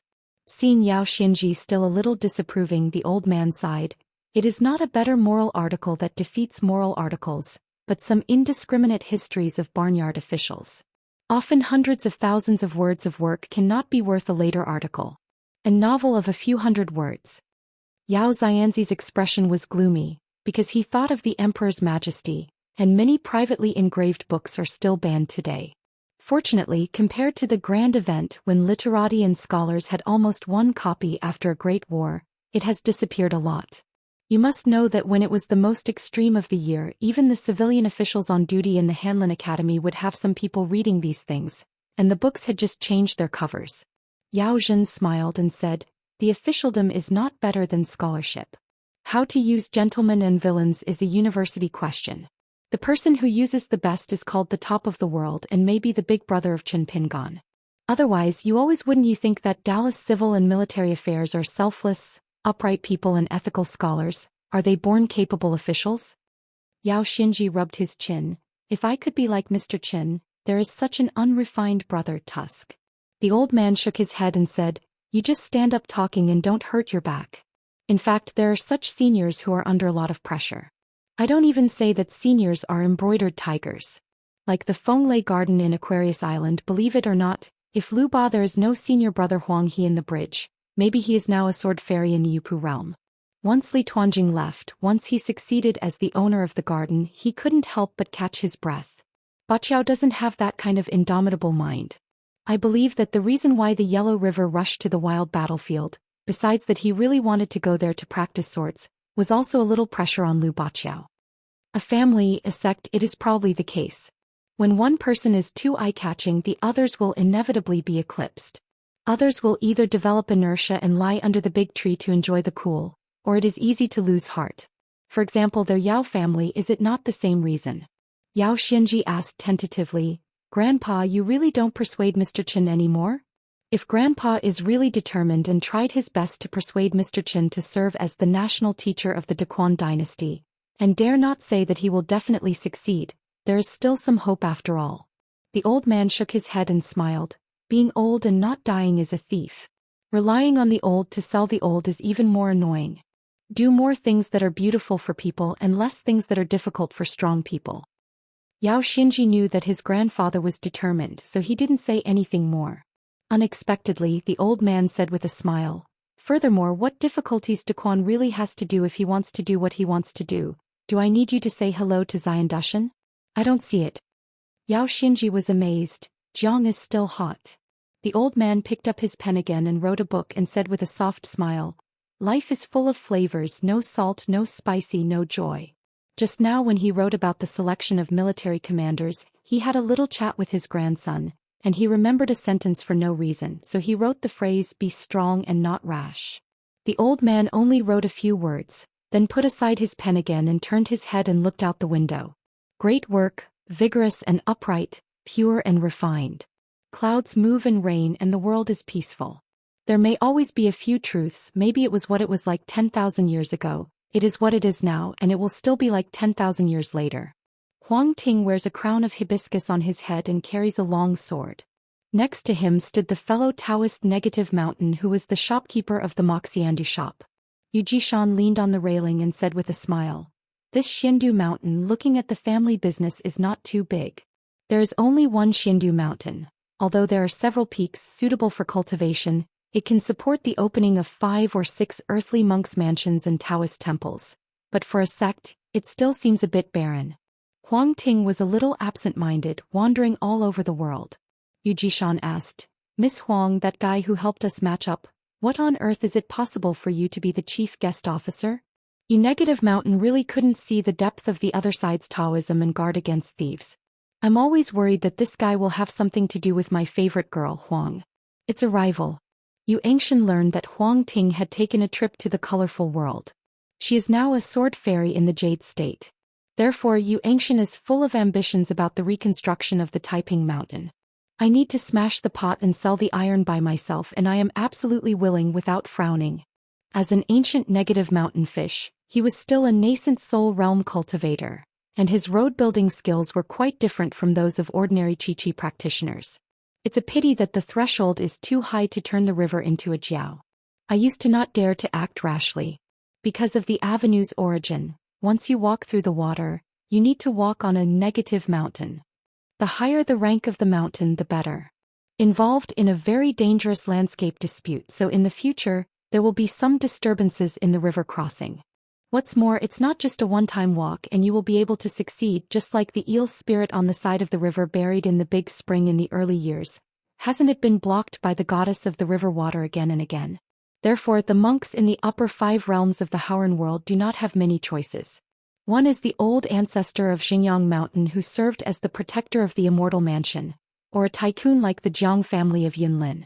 Get a genealogy status, otherwise you can only be like Mrs. Maihuanzi Yanyan, who can only escape the Hanging Mountain and find a stable dojo. Therefore Xianxia's earliest plan was to travel to Ia's Hao and find Wei Shi, to see if he can be combined with the eyes of this respected old to become the master of a peak. Wei Shi has the nickname of the Master of 37 Peaks, among which are the peaks of Lianri Peak and Baiyue Mountain. Has long been known as Dong Hao Ran, who are all spirits who practice in it. Huang Ting didn't care about Negative Mountain's thoughts of taking advantage of words, but just reminded, in this Xindu Mountain, remember to take your temper, be cautious in your words and deeds, and don't take your realm too seriously. Xian joked. I'm a veteran nascent soul monk anyway, plus this avenue roots and feet in this Xindu Mountain, don't I walk sideways? Huang Ting couldn't help smiling and said, is the nascent soul realm great? Walking sideways? One accidentally is going to walk sideways. In fact, Xian didn't take his realm seriously. He just wanted to talk a few more words with Ms. Huang and continued to look for words. Could it be that there is a stranger from outside the world hiding in Xindu Mountain? From the corner of Yu Minxian's eyes, he looked at the woman's smiling face. It was so beautiful. No wonder I fell in love at first sight. It's a pity that girl Huang can get her heart, but she may not get her body. I saw a Yufeng figure returning from a long journey back to Mishue Peak. It was the monk named Guoran. Huang Ting asked, Tai Shushan, have you always heard of it? Xian couldn't help but said, I'm a deaf person and I must have heard of Tai Shushan. If it is a good choice to seek refuge in Wei Shi, then for the monks of their quirky backgrounds, Taishu Mountain in the Middle-earth Divine Continent is a sacred place fascinated by them. Sovereign Guoding, the road number is Yu Ming. This Ascension Realm great monk, rumored that he once slashed Huangquan Road. Even though he was on the road to the underworld, he successfully beheaded a ghost and retreated all over his body. Guoding's high combat power and killing power are by no means comparable to the old Ascension Realm of Nangguangguang in his like. The real fire dragon once had a joke. Fortunately, there is only one realm above the fairy and below the 14th. It is a pity that in the early years of Tongyi's Hao, the news on the mountain was too closed, and there were only some old calendars about the strange things about the Taishu Mountain in the Middle Earth. Negative Mountain is just a shopkeeper at the Xianxia ferry.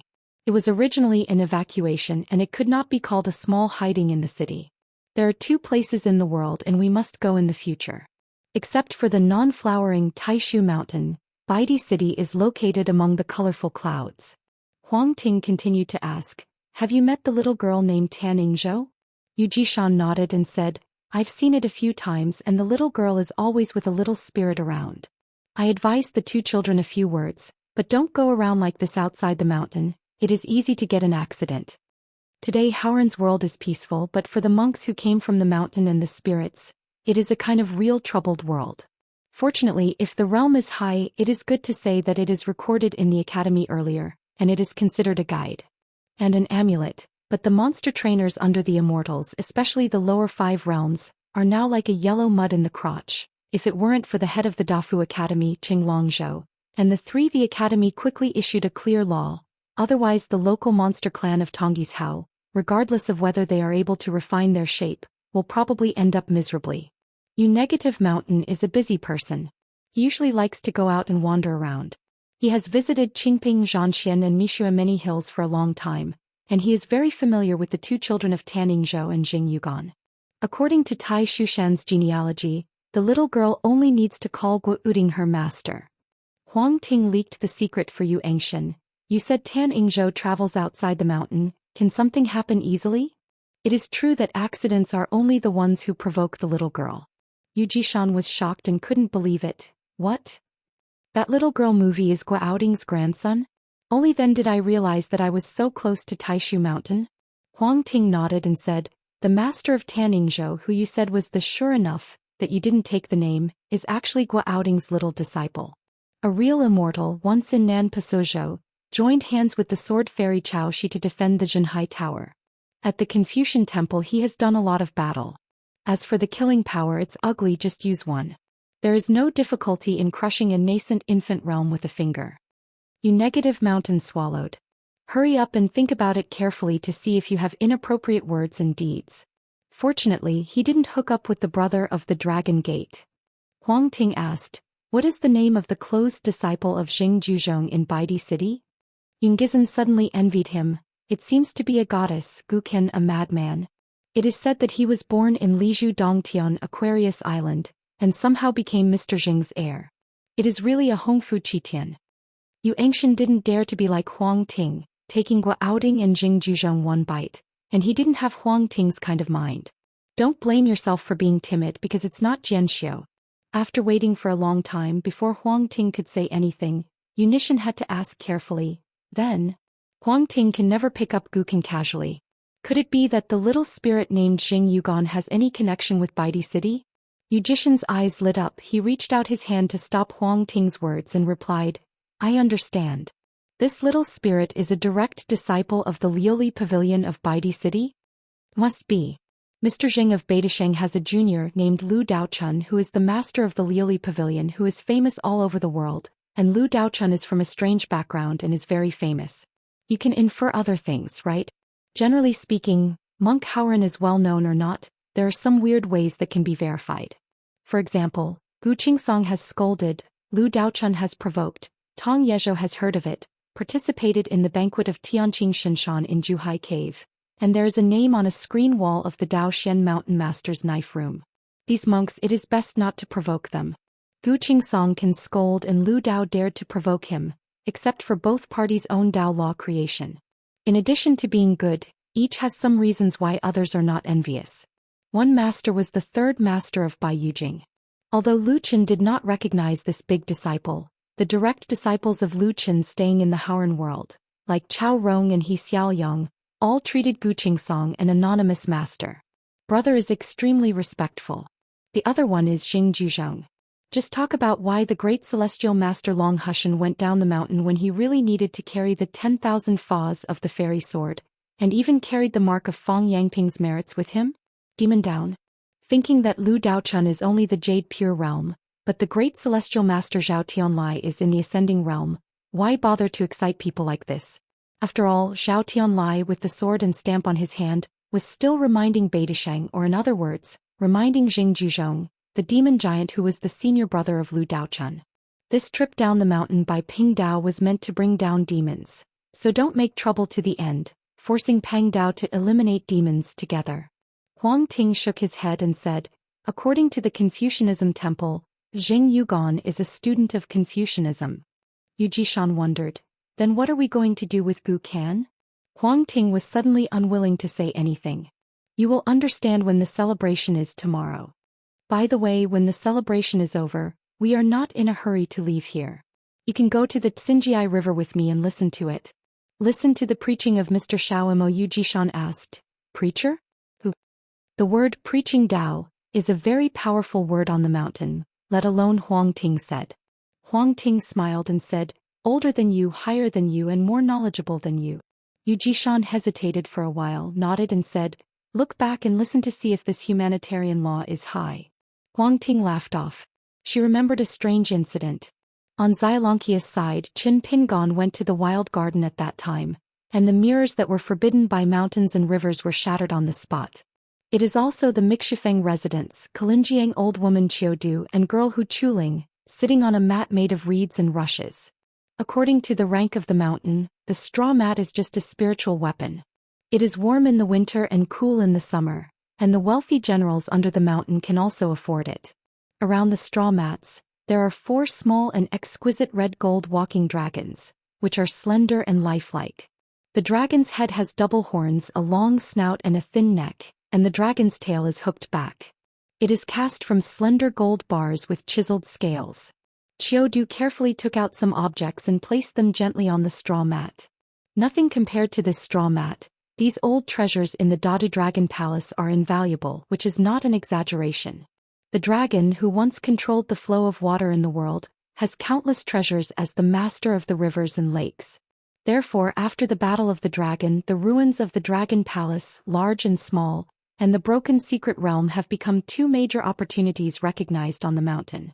On the straw mat, there is a night pearl that is as big as a fist and 2 ancient mirrors with gleaming light.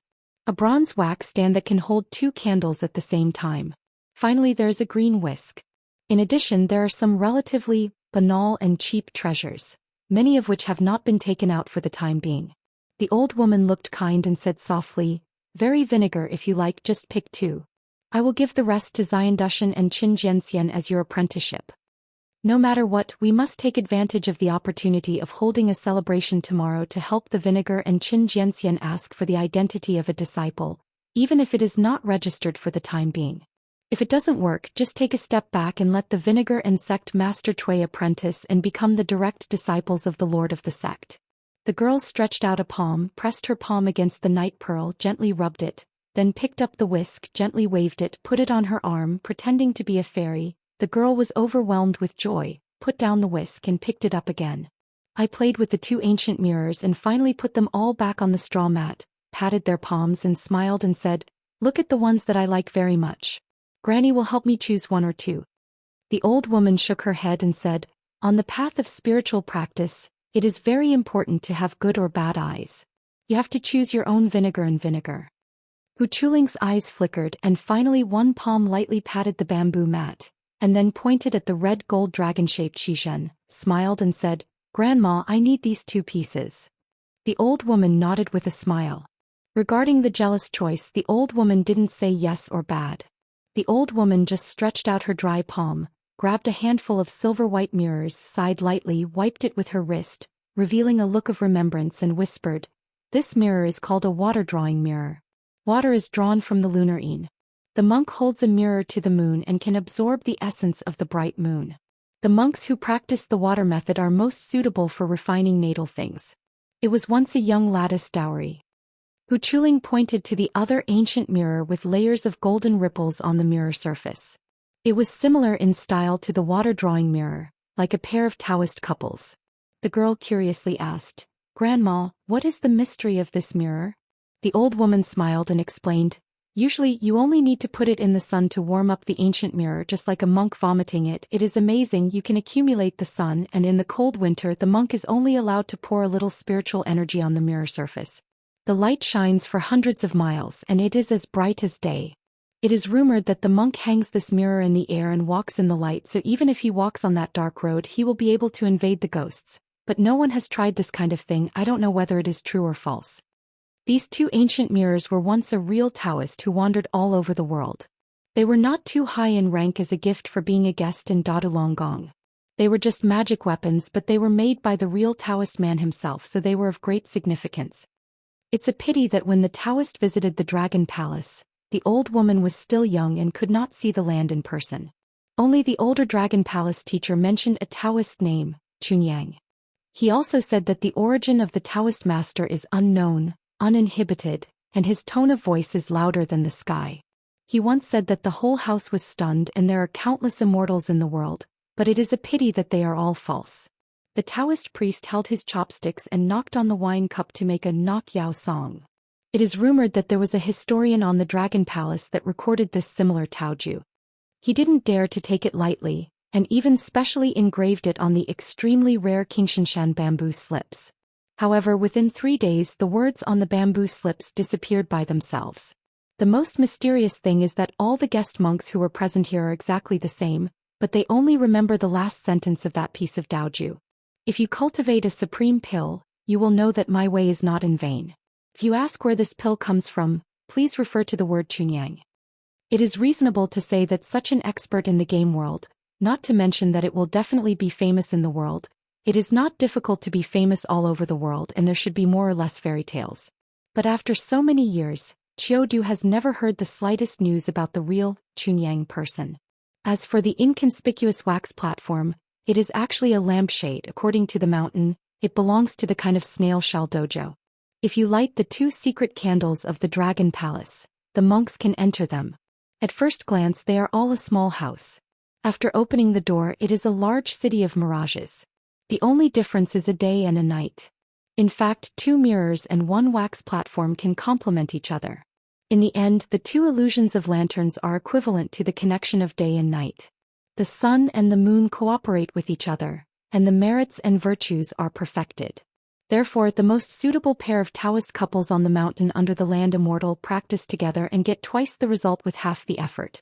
Hu Chuling blinked. Grandma, did I pick the 2 least valuable items? The old woman waved her hand quickly and said with a smile, No, no. Hu Chuling saw that the master was reluctant to say more, so he didn't ask much. Qiudu before the battle of slashing the dragon, the secular dynasty used an ancient ritual to sacrifice to mountains and rivers, buried for sacrifices to land and mountains, and Xin for sacrifices to rivers and lakes. And these 4 Qijin walking dragons used by Qiudu as Xizhen are the first female emperors in the history of Haoran, as the key sacrificial objects in the ceremony of buried in the earth and submerged in the water. However, there were a total of 18 items that year. On the side of Tongyi's Hao Dadu Dragon Palace, only 1 of them was obtained from the side of East Sea Dragon Palace. After that, 4 of them were collected through various concealment methods. Jian Xiu Tao Ran, who set up a stall on the other side of the Wanlixiu River, set foot on Xindu Mountain for the first time.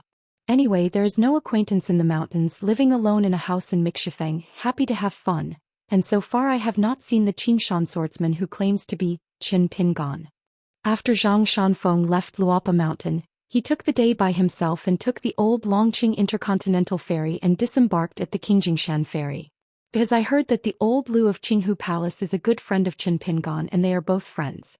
Dao sect person, I think he will not dislike his realm too much. Unexpectedly, the old Lu, the dignified Yuaning old god, is more than not disgusted, and he is so polite that Zhang Shanfeng will mistakenly think that he is the next abbot of Qinghu Palace. Zhang Shanfeng said it badly. Lu Lao Xinxian was willing to let himself go. He took him all the way to the ferry without saying a word. He also accompanied Zhang Shanfeng to board the ferry. He chatted with the ferry steward for a while and finally asked for a day. The house of the name the old just disembarked. Disembark at the next Xianxia ferry some distance away from Xindu Mountain, but there is a ferry you can go directly to the Moxin ferry, and finally Zhang Shanfeng began a trekking on the border of the dynasty that has not been restored for a few years. Anyway, it is a good time. Can definitely catch up with the sect celebration on the day of the beginning of spring next year, alone, the young Taoist priest carrying the sword box, walking in the night. Zhang Shanfeng drew out a yellow paper lantern talisman from his sleeve, twisted it with 2 fingers and held it high. The old real person Liang Shuang with his disciple Ma Xianhui left Jiquiguan in Luojing and soon found the progeny of Zhang Shanfeng. The old man did not show up directly, but found the Yuan Lingdian who was secretly protecting the road. He didn't have the identity of hiding and he smiled and said, Poor Dao Liang Shuang, I have only met Hulong once, even though he robbed his foreign surname Dat-in. I'm a teacher but I'm very happy with your master. You're the one that refers to the Xianfeng Yuan Lingdian and you have a very heavy Dao Qi. Yuan Lingdian acted as the chief inspector of the Taoist monk. The juniors lie down at the Yuan Lingdian on the top of the mountain, and pay homage to the heavenly master Liang on Longhu Mountain. Liang Shuang said, Hulong is so eccentric to Zhang Shanfeng. You guys who are seniors can still maintain this temperament. Litafeng is indeed amazing. The style is so good it can almost be said to be the only one. Yuan Lingdian smiled freely and said, If you apprehend the teacher, you will worship the real fire dragon. This is a fact recognized by the world. In fact, the master is quite disapproving of this statement, and there is no apprentice in the Ascension realm. However, a certain brother once quickly added a sentence, accept a disciple then accept Zhang Shan Peak, which immediately made master very happy. In the matter of cultivation, Yuan Lingdian doesn't feel that he is worse than anyone else. Only in this kind of matter he is truly inferior to those fellow students. Earlier at the Qingjing Mountain Ferry, Yuan Lingdian quietly appeared, walked to the Qinghu Palace and had to thank Lu Yong in person. Every monk at the boundary peak traveling outside, there is no shortage of etiquette. At that time, Lu Yong learned that the other party was the back of Zixuanfeng Yuan Lingdian in Beiju Luzhou, and he was speechless for a long time. Because I have been to Aquarius Island, I know a lot about the illusions on the mountains of Beiju Luzhou. Even if Yuan Lingdian is a real fire dragon disciple, not to mention, it is only said that in the northern Luzhou, where the sword is like a cloud, all of them are a Taoist priest of Yupu realm who is not a sword repairer can be said to be. It's not a problem to fight an immortal, then Yuan Lingdian's combat power can be imagined. Liang Shuang asked, "When will I go to Xindu Mountain?" Yuan Lingdian said, "Let's see what the younger brother means." The old Shinran glanced at the young Taoist priest again and said regretfully, "It's a pity that Taoist Chun Yang is not there, otherwise the weather will only be even greater for your brothers and sisters in the future." Yuan Lingdian smiled and said, "This kind of thing is not forced.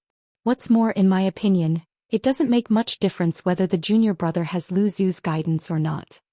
Liang Shuang tweeted, "He deserves to be a disciple taught by the fire dragon real person. He speaks in one tone, but the old real person still doesn't approve of Yuan Lingdian's statement. The word pure yang means a lot." Yuan Lingdian smiled and nodded. Master actually mentioned this Taoist person with the name Chunyang and he spoke highly of it. After all, he is a cultivator who can say that, "A golden pill is in my belly, and I know that I cannot help it." And Master's evaluation of true man Chunyang is actually just 2 sentences. Lu Qi in the detailed Lujin realm, one stepped to the sky, one pioneered the road and the other stepped up a few steps. The Yuan Ying of the Aizhou Island Wei Shi and the Qingming world Yao Qing's 3 corpses in this realm are inseparable. Compete. Lu Yenjin Dan is the first unparalleled in the world. The old man and his disciple Ma Xianhui followed Yuan Lingdian far behind Zhang Shanfeng. The young Taoist priest held the talisman, a little light in the night. Before that, Qin Ping'an asked the old man on the bank of the Jilin River outside the engagement shop for a copy of Long Hushan Tiantian's transmission and rituals. It was Cui Dongshan who didn't dare to say that he knew the whole process. To use Liang Shuang, a great celestial master named Long Hushan, it was Qin Daoyu who had watched in advance. The old real man looked at the light in front, stroked his beard and smiled, feeling sentimentally. The person who wanders at night by Bingzhu is in the light. Sort of coming. Chapter 924. The chapter upload is late, sorry. The sky is burning with clouds and the sunset glows thousands of miles. A dragon boat ferry named Fanma docked at a Xianxia ferry port, and a group of people prepared to change the ferry to Huangliang country. The leader of the team was a boy in Tsingyi who swaggered off the boat, with 2 sleeves flung up, and there was a young girl beside her. Behind him was a young man in a Confucian shirt, with a yellow-clothed old man who looked obedient, with a strange appearance and eagle-eyed eyes. Just because of his skinny, he seemed to be wearing an extremely loose robe. In contrast, the young man seemed the most unremarkable. They are to be invited to participate in a celebration of the opening of the peak as guests. The uncle who walks with the wind, of course, is the Yuanying realm Shuijiao in the Luapa mountain, and the Zushitang is dedicated to Qin Lingjun. This time Guizhujiao, who was a direct disciple of the mountain lord Qin Pingon, also went out with Qin Lingjun. Li Huai, a sage of Shanaya Academy, and the Baron Taoist pavilion known as the Nin Taoist belonged to eating and drinking, traveling far and wide. In addition to the famous Nin Taoist in Tao Ting, there is also another Guanyu, who is also Shanzi Yeshio of Nan Pasozhou, and the road name is Longshan Gong. Following them, or to lead the way, there are 2 trainers of Yi Dai Feng, Song Yuan and junior sister Lu Runyan, with a young white fox lying lazily curled up on the latter's shoulders. 1 hour before he reboarded the ship, Qin Lingjun chose a waterfront restaurant at the ferry, intending to have a full meal, drink a little wine and make sacrifices to the 5 internal organs temple. After all, the flicking dragon boat is its own ferry, and it's not plausible to eat and drink on it. The female sisters of Zhuchai Island have broken mouths, and if they reach the ears of some stupid girl, they will inevitably have to gossip. Qin Lingjun stood on tiptoe in the lobby of the restaurant, with his hands lying on the high counter, craned his neck to look at the wooden sign menu on the wall, and ordered dishes with the store associates. As a result, he heard that there was another place called Zenlala. It is a new business that Qin Lingjun has never heard of. It turns out that many Xianxia ferry crossings on the north and south of the continent have established precious restaurants. The monks only need to give a deposit to the gods at the restaurant to send letters to the swords of each ferry. When the restaurant gets the news, you can order food. Zendala will use the secret food box made by the Xianxia to pack all kinds of delicacies from the mountains and seas, and help deliver them to the gate of the mountain to ensure that the taste is exactly the same as the dine-in. It's just that the extra toll has to be calculated according to the landscape. The boy in Tsingyi was stunned for a long time, and Uncle Chen was eye-opening today. Can business do this? It's just that Nujiadu and Hongzhou town a little further away didn't open a rare restaurant? Li Huai will inevitably have some guesses. Isn't it Dong Shijing's handwriting again? Does this kind of business really have business? Because of the large number of people, it was unreasonable to join the table. Qin Lingjun asked for a private room, started with 10 snowflakes, and soon a table was filled with dishes. Qin Lingjun ordered 2 pots of wine, raised his legs and sipped a sip of fairy wine. Turned his head and looked out the window. On the side of the ferry, several private rune boats came to the shore one after another, so that they would not run into a rampage, but without exception, they would shake their arms about the swiftness of the rune boat. Qin Lingjun glanced at the characters on the rune boat. Most of them are young men with Yingying and Yanyan. They are like having 2 characters carved on their foreheads. They are rich. As for the look in people's eyes, it's just 2 words: poor ghosts. The Taoist nin is just for a drink and should not be careless about the matter of protecting the Tao. Greedy in misfortune? Impossible, it's just a gesture. God knows if he will be dragged into a dream by the old blind man again, and how many feet will he step on? After all, the old blind man always looks at his mood when he does things, and he is totally unreasonable. The last time that was successful, the old blind man had a rare conscience to discover that he randomly lost an ancient book on Tao Ting, which is the upper half of the mountain-making art. These days Tao Ting did not slacken for a moment, and they are all in retreat. Of course, for Tao Ting the so-called retreat is not the kind of ordinary ascension monks, who are looking for a mysterious landscape in the general sense. The nest does not move, and Yuanying and Feishing, 2 realm monks, have been ridiculed by the mountain as the 1,000-year king and 80,000-year turtle. Of course, Tao Ting is not so shabby. Tao Ting, as the ancestor of the ancient Hushan line, the well-deserved originator of the mountain, and the head of the mountain-moving line, who was the great demon of the old throne, is completely a wild great demon of the same generation and age, because both sides follow the mountain. If you don't deal with it, the 2 sides will naturally have an invisible avenue dispute. When it comes to driving the mountains and moving to the mountains, Tao Ting believes that it is no worse than Yuan Shou, only in the mountain, which is much inferior. Simply put, it means moving mountains and pushing mountains. The 2 skills are similar, but Tao Ting is really no better than Yuan Shou in the ability to eat mountains. In a barren world where the strong eat meat and the weak are eaten meat, the 2 sides have a conflict, and the one that cannot be beaten can only avoid its edge and escape. Back then, the young and energetic Tao Pavilion was once ambitious. He tried to build a high mountain with his natal supernatural powers and to speak out. It was a green mountain higher than the wild mountain Green Mountain. As for the pickling trade between Fei Fei and Yangji, it's okay to deceive ordinary monks. For the mountain monster, how can you know the inside story? Tao Ting is not rare to learn, and Zhu Wei is also a person who doesn't like to establish sections. Tao Ting had no choice but to seek for wealth and danger. If there is a chance. At the edge of the 100,000 mountains today, steal one. Tomorrow I moved one, and when I was full I went to share with Zhu Wei. As a result, I was caught by the old blind man and became a watchdog. Those unspeakable and bleak years, I don't want to think about it. Therefore, being able to obtain half of the mountain refining art from the old blind man is a beautiful thing that Tao Ting dare not dream of. The destination of their trip was a fairy house on the mountain called Huangliangpai. In the territory of Mengliang, in addition to the Yunxia mountain, which is expected to be among the sect, there is also a Xianxia sect that cannot be underestimated, that is, the Huangliang school. Reluctant, top-notch and wronged mountain Immortal mansion. Now the entire territory of Aquarius Island south of Aquarius Island has countless broken hills, and the status of the sect has risen with the tide. Those enclaves that do not border the Zhu mountain are separated by a distance. If you learn from the upper sect and descend from the sect, you will be divided into uphill and downhill. The Huangliang school is the uphill of Chuzhou Yidefeng. The head of the mountain is a very old young golden core but a sword repairer. Back then he once sent a closed disciple to seek opportunities in the Lizhu cave. As a result, the bamboo basket was empty for fetching water and there was no gain. He gave a bag of money for the new year as a pass, not to mention the other bag was more than the money the monk. In order to get acquainted with the thriving Dali Song family, he used the remaining gold and copper money in the bag to buy a mountain on the west side of Lizhu cave. He did not sell the mountain for a low price or relocate. In fact, the head was somewhat selfish. The Jindan patriarch who later moved to Yidefeng Jiamao to practice cultivation was extremely poor in the martial art. Respectfully invite the uncle to sit on the mountain. At that time the price of buying Shantao was not cheap and it proved to be a waste of money.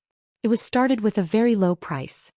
A few years ago the mountain forces who wanted to buy Yidefeng with the Huangliang faction had two hands, and the bids had more than doubled or quadrupled. It was simply a priceless market. Especially when the young sword fairy of Luopa Mountain and Lu Xianyang of Longquan sword sect joined forces to make a fuss on Xinjiang Mountain and became famous in the first battle. Beiwepiun Mountain, Luopa Mountain, Longquan Jianzong, no matter who they have a relationship with, it is an unimaginable mountain incense love. The only minor problem is that the Beiwe night banquet always feels like a bottomless pit. However, I also saw it early anyway in the Zhongyue realm. Dashan Junjinqing also began to play the black hand. Escaped past the first day but not 15th. Waiting for the Shanshui Dibao from Shanhaizong to spread throughout Haoranjuzhou, which is equivalent to telling the world the name and identity of the hidden official.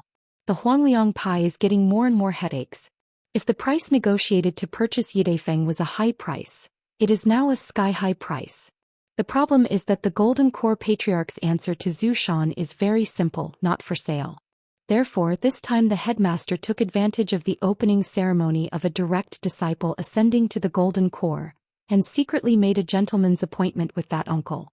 If he can invite monks from Luopa Mountain to observe the ceremony, Lu Shan will not mention it anymore. And the sale of Yidefeng. But if Luopa Shen declined this matter, the uncle would have to visit the Patriarch Hall to discuss the matter. Guizhujiao asked curiously, Xianxia, do you Huangliang school have anything to do with the Huangliang fortune land that has been removed from the 72 fortune land?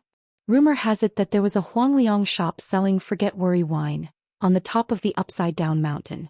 As for the title Little Song Immortal Master, Guizhujiao has learned everything. It was the close disciple of the old Jindan monk from Yidefeng. It seemed that senior sister Pei Qian called it out at first. Later, everyone on the side of Luopa Mountain yelled. Song Yuan smiled and shook his head and said, Miss Gua, I really don't know this. I have never heard Master talk about it. The Huangliang school is an old school with a long history. The ancestral mountain is named Lu Shan. It is located in Biei County, Huai'an Prefecture, Huangliang State, and is rich in golden pills. There have been more than a dozen Golden Core land immortals in history, but life and death cannot produce a single Yuaning. Of course, the so-called rich golden pill is only compared to the former Aquarius. The Huangliang faction invited the monks of Luopashan to participate in the ceremony, which is just a matter of giving it a try. I didn't expect that the last hermit of the Great Wall of Sword Qi would come to Lushan, and I didn't even think that there would be monks climbing on Luopa Mountain. It was an unexpected great honor, but it was a matter of reason and I had to try it. Unexpectedly, on the side of Luopa Mountain, a letter was quickly replied in the name of the Patriarch of Ji Sifeng. It was an autograph by the steward Zhu Lian. The wording was extremely polite, saying that the mountain lord had not returned now, so Qin Lingjun and Guizhu could only be asked. Jiao participated in the celebration on his behalf, and introduced the identities of the two in the letter. After receiving this reply, the Huangliang faction even convened a meeting in the Patriarch's Hall specifically for this purpose. Even if you don't say that Qin Lingjun is a nascent soul stage, it is the woman named Guizhujiao who turned out to be a direct disciple of Qin Shanju. The key point is that she is still a little disciple. According to the humorous statement on the mountain, it can be regarded as half a student. Close disciple. Lu Runyan is very familiar with the worship of that boy in the Tsing-yi Lopeishan Yuaning. The other party often finds his grandfather to drink and talk about the mountains, call his grandfather Lu brother and call his sister Lu, a mess of generations. Grandpa said in private that this old brother Qin Dao Qianqing was amazing. It is really difficult for Lu Runyan to link that unrelenting Tsing-yi boy with a yuaning old god.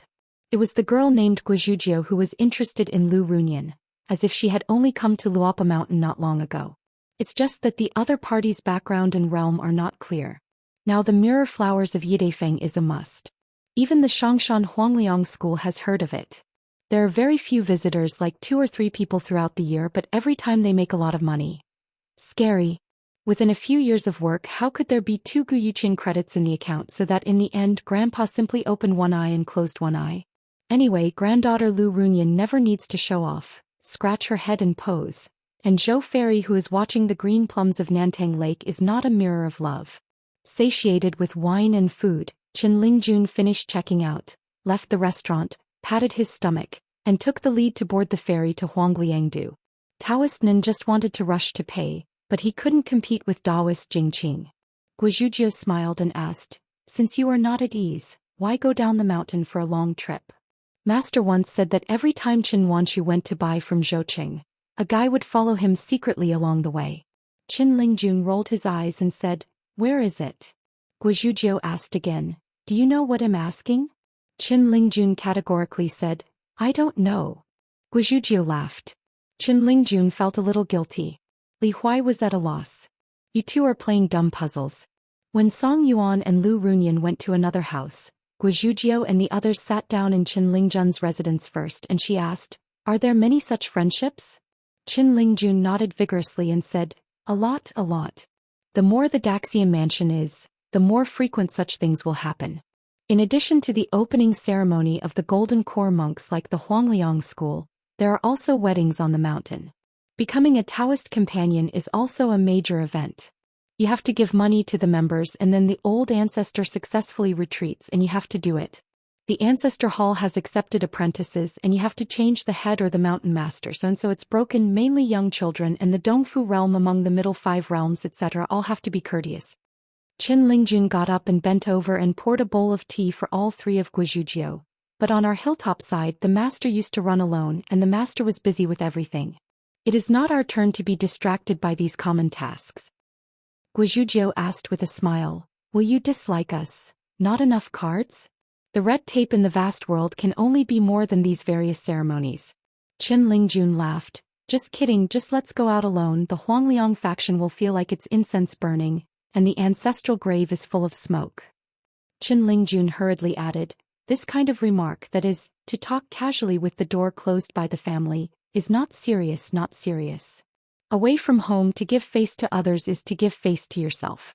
This truth tusk knowledge is greater than the sky." Taoist Nin nodded in approval and said, "Daoist Lingjun, he is still loyal and veteran." After chatting for a few words, Li Huai took the Taoist gentleman to another house. The group of people were not adjacent to each other.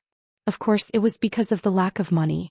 Qin Lingjun also made an exception and did not rush to check out.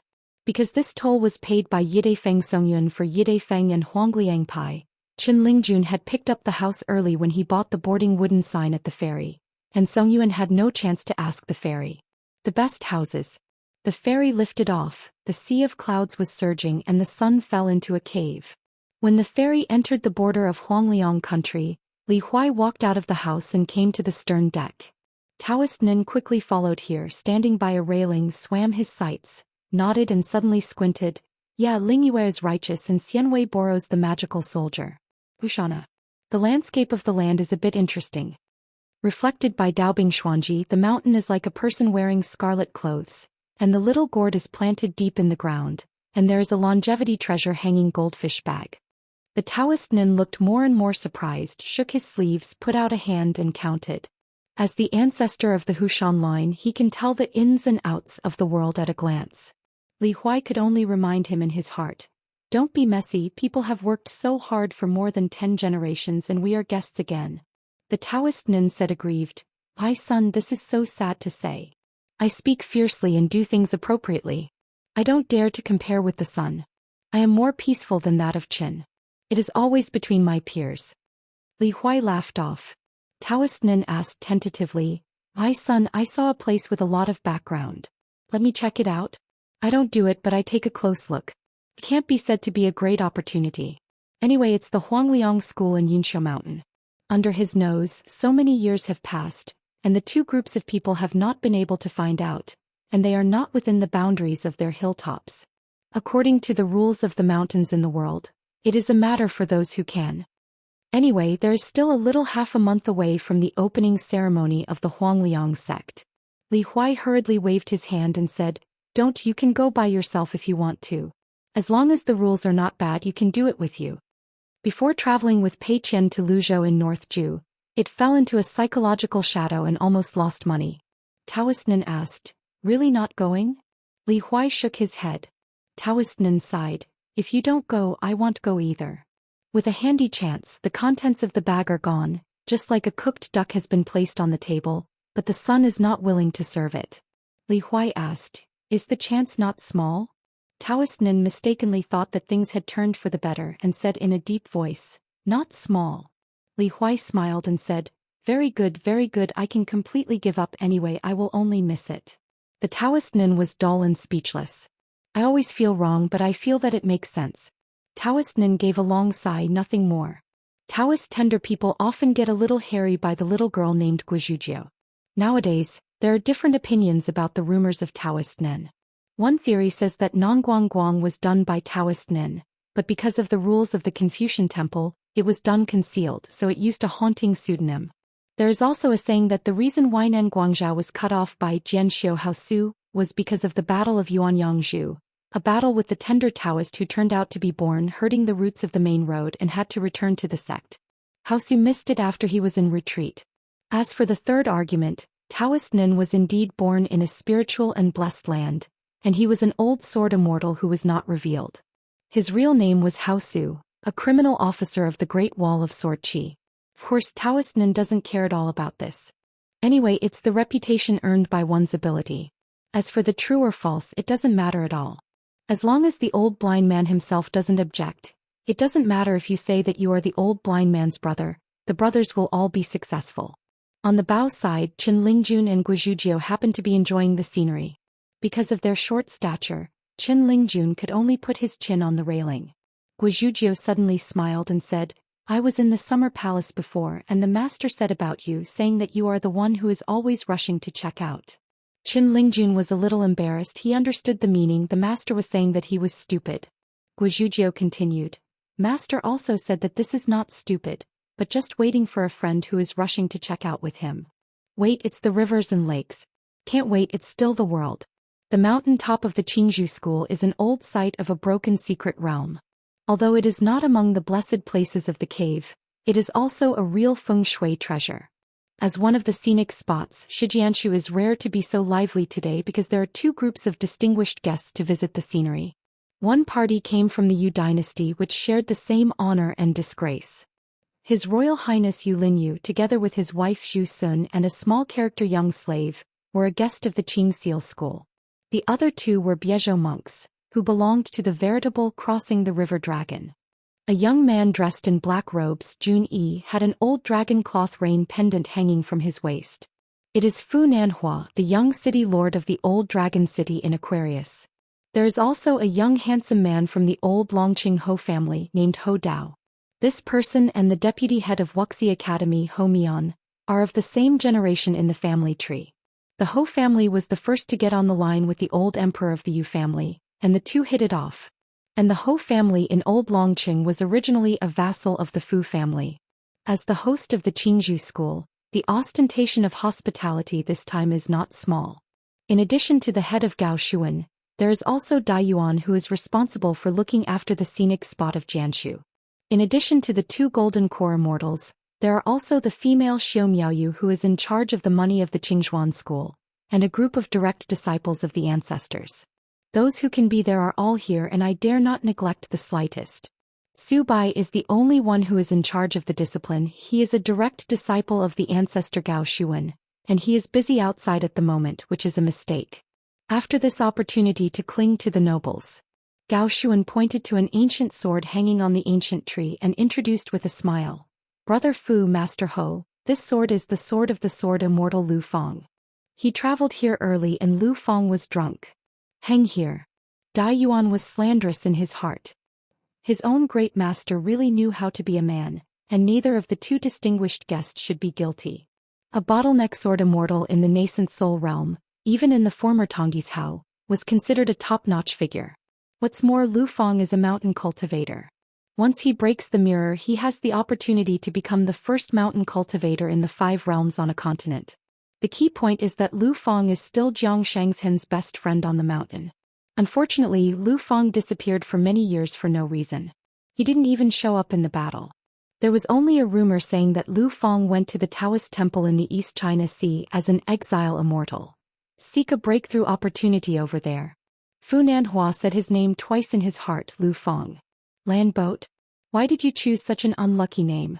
Fu Nanhua turned his head to look at Prince Yu and apologized. It was supposed that I went to Luojing to pay a courtesy to His Royal Highness, but this time I went south across continents. I have to meet some business partners here, by the way. They are all the monks of Biezhou, worried that if they meet at Luojing, the prince is now in charge of supervising the country, and it is unavoidable that this is distracted, so he has to let the prince invite the prince to do this. Sorry.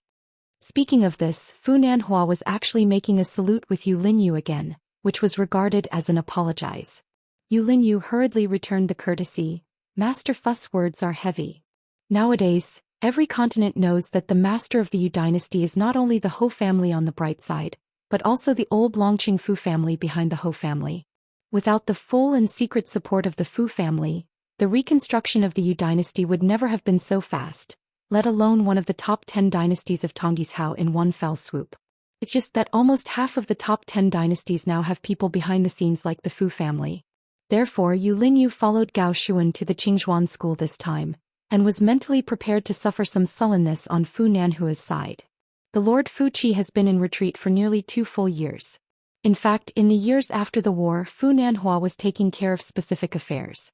The 2 biggest rivals other than the city lord, Fu Donghai and sister Fu Chunhua, were actually equal to officially withdrawing from Laolong.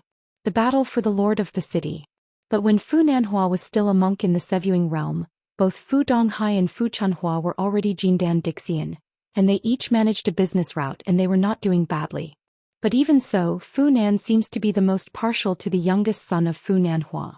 He held an ancestral meeting before the retreat. Regardless of whether he succeeded in this retreat, Fu Nanhua will succeed him as the lord of the old dragon city after the beginning of the spring next year. And before Fu Qi retreats, he actually sent the children out. The 2 Earth Immortals are like vassal kings who have left Beijing. Anyway, the old Longqing family has a thick family base, and it was once in the treasure north of the old dragon city. Many hilltops and mansions were bought in various places in Pingzhou, and they were left vacant for many years. Moreover, the wife that Fu Nanhua Ming Media is marrying is the daughter of Jiang clan of Yunlin in Aquarius, so the Prince Yu Linyu never imagined that the other party would be so polite on his side.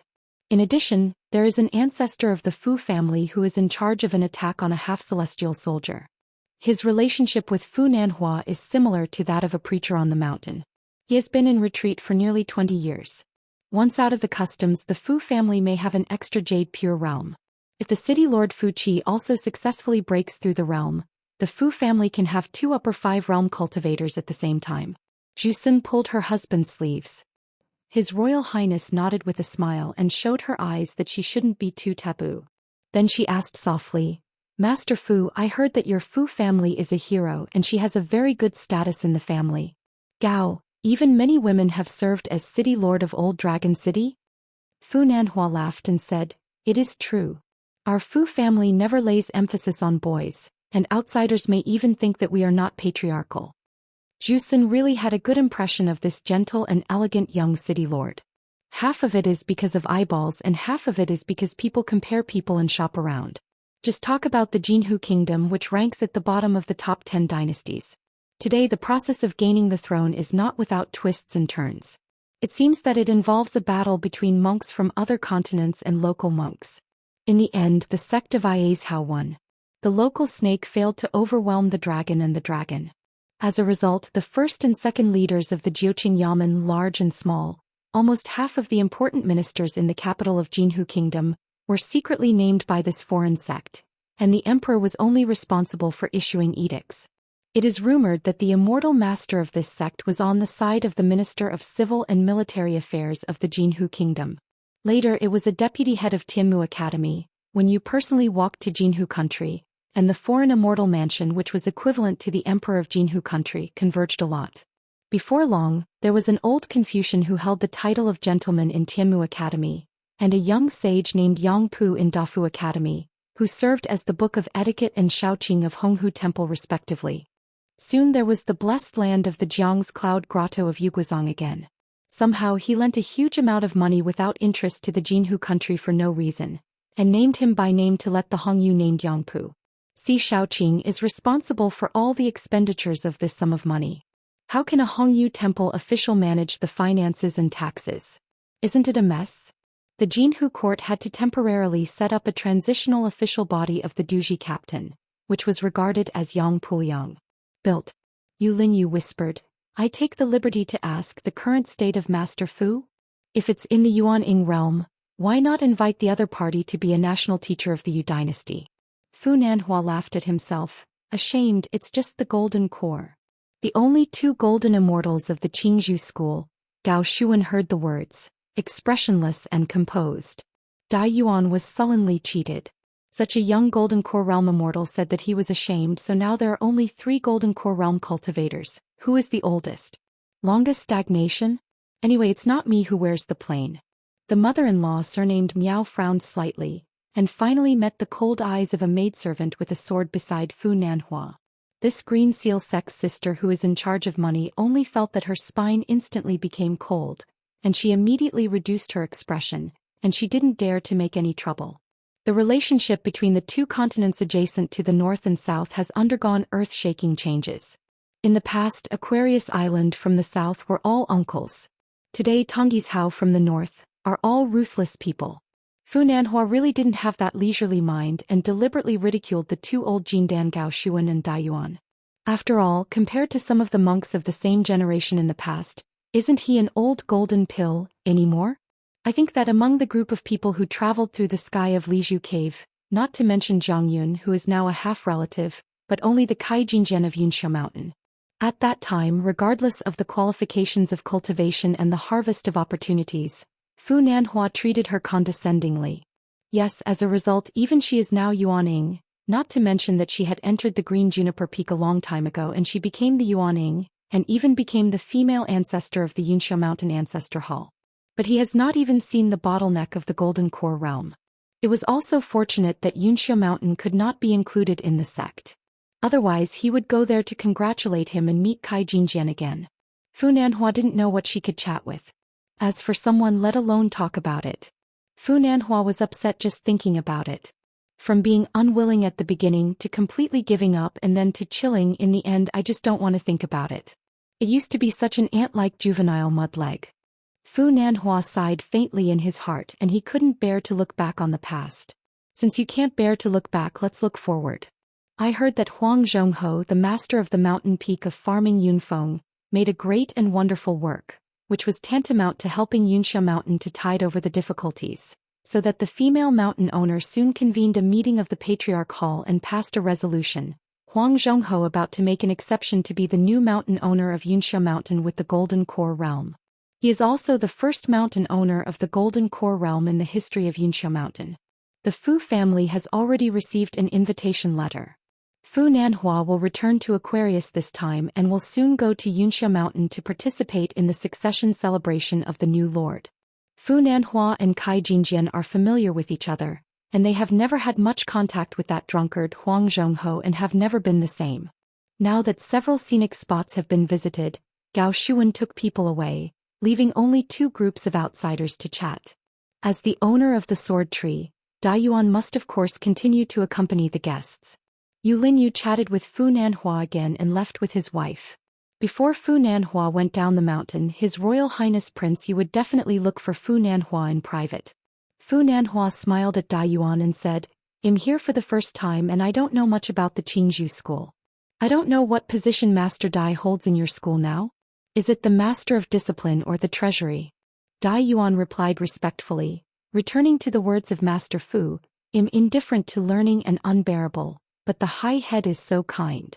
Now in addition to managing the sword tree, there is also a green pearl well business and I am also taking care of it. Of course he didn't believe the other party's nonsense.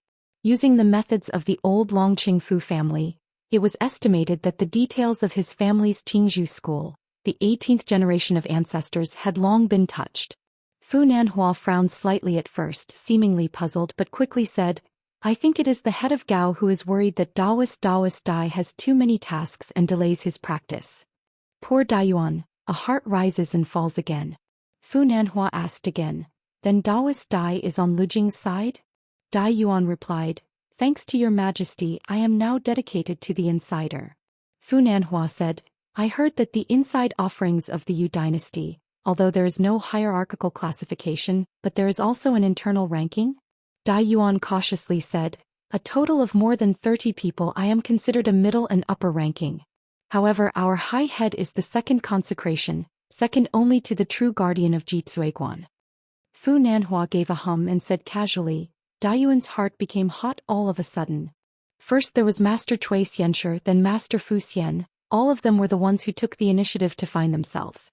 Could it be the legendary double happiness? Ever since the place of right and wrong in the Taiping Mountain, I suffered from the disaster of innocence. Do you find a chance to go back to the Tapingshan site and worship the 3 sticks of incense? Looking back, it was a blessed place for me. After parting with Fu Nanhua, Daiyuan walked out a section of the mountain road to Luzhujing, and found that Gao Bai seemed to be waiting for him halfway, so he had to pinch his nose and call the uncle. As Gao Pao's direct disciple, if he only talks about the generations, Daiyuan really has to call the other uncle. But the problem is that there are mountain rules. Daiyuan is a real golden core immortal, but the other party is only in the Longmen realm. Both parties should at least be equal. Even in a more disciplined school, the other party has to obediently obey the younger generation. As a result, this guy, relying on his being the proud disciple of Master Gao and his status as a master, he still saw him on weekdays. Gao Bai asked with a smile, Senior nephew Dai, looking at the complexion is really good today, is it going to retreat? Master said to himself in private that this fellow Daiyuan, unless his luck is extremely good and there is another chance outside the mountain, otherwise he will have to choose a child in the golden core realm in his life, so don't take it too seriously. Daiyuan smiled and said, everywhere it is said that golden pills are hard to find, and the bottleneck is even more invisible, but people are refreshed in happy events. At the end of the year, there is still a scene of blooming mountain flowers along the way. Fu Nanhua walked slowly back to the mansion where he was staying in the mountain. He habitually bowed his head and breathed a sigh of relief. He raised his head and rubbed his hands and said, Ho Dao, next I am here. Went to Wuxia Academy to meet Ho Mian. I can only say that it is a try and there is no guarantee of success or failure. It is not easy to persuade Ho Mian to return home to worship the ancestors. As a concubine, Ho Mian had suffered a lot of grievances within the family, and it was by no means the kind of trivial thing that he suffered from harsh words. If you change to Fu Nanhua, you will also choose to disassociate yourself from your family, stay away from each other in old age, and you will already be very magnanimous if you don't reconcile the old account with the Ho family. Ho Dao nodded and said, try it, if it doesn't work then forget it. Ho Dao said helplessly, if you were in Fuss family, you would definitely not have such a mess. It's not money, the problem is family style. Otherwise our house family can't compare with Fuss background. Can you not get the money? Fu Nanhua smiled and said, you still have to tie the bell to untie the bell. If your grandfather is willing to show up in person and take the initiative to admit a mistake with Ho Mian, you will be more confident. Ho Dao felt helpless, he just shook his head, hiding for his holiness, and couldn't say anything. Every family has scriptures that are hard to recite. For the older generation, face is bigger than the sky. Fu Nanhua didn't discuss the matter, so he sprinkled salt on Ho Dao's wounds. He just said a meaningful sentence, the Ho family has saved today's wealth because of this, and because of today's predicament, it is also because of this. Ho Dao sighed. Fu Nanhua smiled and said, if you become the head of the family in the future, you will still have a chance to make up for it. After all, in the family back then, you and Ho Mian were the only ones with a bit of incense. When I went to Guanhu Academy, Ho Mian was the only one willing to mention it. The only Ho family is you. Ho Dao nodded. As you just said, it makes sense for Ho Mian to become the deputy head of the academy. Before the old dragon city, the Fu family and several common surnames, all transcontinental ferry boats, have been requisitioned by the Dali court, escorted by the water-walking dart through Guishu to the wild world. There are 6 ferry boats in total: the Osmanthus Island of the Fan family, the mountain and sea turtles of the Sun family, and the Fu family, in addition to the ancient treasure-swallowing whale, also has a floating mountain built by the Mo family, once known as the Little Upside Down. In fact, this was the embryonic form of the mountain boat of the Dai dynasty. However, all the big surname families in Old Dragon City, except the Ding family, seem to have an extra intercontinental ferry overnight. There was a gossip on the mountain that it was the handwriting of the Dali Song family, which was half sold and half given to you. To the Old Dragon City. Outside the Fu family, Sun Fong and Ho Ding Fan were all the surnames of Lao Longqing. After old Longqing lost that sea of clouds, the Fu family still had 3.5 immortal soldiers. In the past, the Fan family was regarded as a watchdog of the Fu family by the Ho family. But now in the entire Aquarius Island, who would dare to underestimate Fan's family just because Fan Junmao, the sister of Fan Air, is a female monarch of Nanyue Mountain? It's enough to be on par with the Fu family. Now the Ding family is in the most difficult situation, because the biggest backer in the past was the direct descendant of the patriarch from Tongyi's Hao in the south, and even the close disciple of the patriarch master. As a result, the Ding family has experienced 2 changes. One provokes a martial artist from a foreign country, causing the entire Feishing city to fall into a huge vortex, and the other is the monk from another continent who is nominally half the son-in-law of the Ding family. The sect Tonggizong, from the old one who held the bull's ears on the top of a continent, has become such a field as it is today. This is the case with Tonggizong. What kind of storms can a so-called cultivator have? What's more, this person's preaching teacher also betrayed the Tongye sect and switched to Yuguazong. Instead of being the master of the next sect, he was like a stone cow entering the sea, and there was no news on the Shijianhu Zhenjingzong. It is said that Jiang Shangzhen did it. As a result, the Ding family became more and more embarrassed. Fu Nanhua laughed at himself. Compared with the superior and the insufficiency, it is more than the inferior. After a while, Fu Nanhua suddenly laughed in his heart. "Stay by my side, Im wronged you." The handmaid said blithely, "It's a bad life, nothing can be done." Fu Nanhua choked for a while. This woman was an entourage and dead man who helped Fu Nanhua recruit before her father Fujian retreats. Fu Jian did not elaborate on her roots and feet. Fu Nanhua only knows that her name is Qing Tao and she is a native of Zhongtu, but she followed her master and 2 senior sisters on a trip to Tongyi's Hao in the early years. After the incident, she separated. She was ordered by her master to go north alone, and the master asked her to find someone. Qing Tao has never said her true age, but she has not concealed her strength from Fu Nanhua. She is not only a martial artist in the golden stage, but also a fighter in the golden core stage.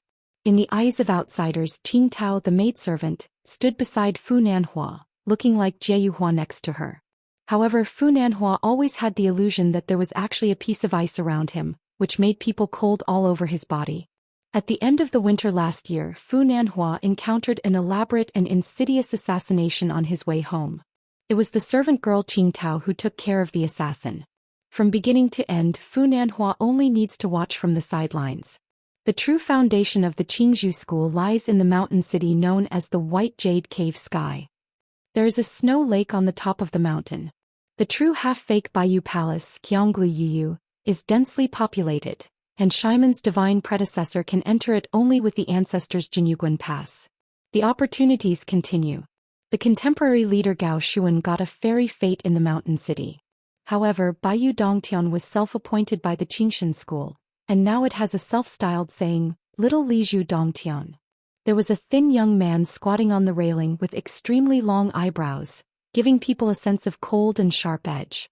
The young man from Shanzai Xiu had a licorice in his mouth at the moment. A knife was tucked under his armpit. Next to the railing, there was a tall old man who kept coughing. The boy spit out the chewed grass roots and asked, Old Han, the water from the green pearl well, really drinking a few sips can make the woman radiant. How old is it?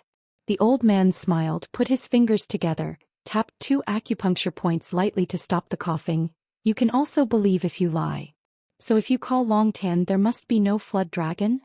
It is the descendant of the genus of the dragon with an incorrect bloodline, and placed in the market, it is an alienation of the 5 clothes. The achievement of the road is limited and it is hard to get into the golden core even if it reaches the end of the road. You are a martial artist, you can see these mountain doorways with just a few glances? I haven't eaten pork and haven't seen a pig run? The young man stared into the distance and asked, Lao Han at the end of Qinghu Palace, is there really no Yuhua pill or is he not willing to sell it to us? The old man laughed and scolded, Smelly boy, when you talk to others, you have to look into the eyes of the other person. I don't understand the rules and etiquette. I won't want to learn from me in the future. The boy still didn't turn his head and said to himself, since the names of Fu Nanhua and Lao Longqing don't work, you just report your own name, Han Wanzhan of Jinjiazhou, the great master who fisted a continent. Can bluff people. Putting it in Tongyi's Hao Han Lauer, your status in the arena is almost equal to Wuxing, right? Maybe even higher. The old man shook his head and said, I heard Fu Nanhua said that Lu Yong of the Blue Tiger Palace and Takeshi Yamashita have always had festivals, and the grievances are not small, so we don't want to see us martial arts, let alone I am a foreigner, even if I submit my name. Lu Yong still wouldn't take it too seriously. The young man sneered and said, then they gave Pushun Yunkatang 2 furnaces of yuan for nothing? That Pushun Huang Iyun, she died, he's just a back-to-the-ground martial artist who can beat you? The old man smiled freely. Of course there was no suspense in the past. It's hard to say now. The boy frowned and said, can you still laugh? It's not a shame to lose a punch to a woman. If you hit the pay cup, who doesn't lose a punch? The old man stretched out his hand and patted the railing. Furthermore, the girl Zheng Yu from the Middle-earth God Island, the pure youth from Qingshan Mountain, the older ones, and the Lu Sui Yu from the Iazhao Thunder Temple, they are all very outstanding female martial artists. Especially girl Zheng, that is, Pei Qian from Luopashan, I am very optimistic about her. The young man said in a bad mood, how many times have you been chanting about her, do you bother me? The Wufu who was called Lao Han by his youth was the first person in martial arts in Jinjiazhou Han Guanghu. In the early years, there was a shadow wall on the side of the knife room of the downhill mountain master, just like Zhang Bang wanted in the government office under the mountain, and the list of rewards was plastered. When Qin Pingon visited the upside-down mountain for the first time that year, he saw 3 familiar names offered as rewards. Embroidered Tiger Cui Yang, Mo Family Ranger Su Week, and King Song Chongjing. Brother Cui Yang, there are as many as 6, and the reward is from 4 continents. It can be seen that the embroidered tiger back then was so unwelcome to see on Howren Mountain.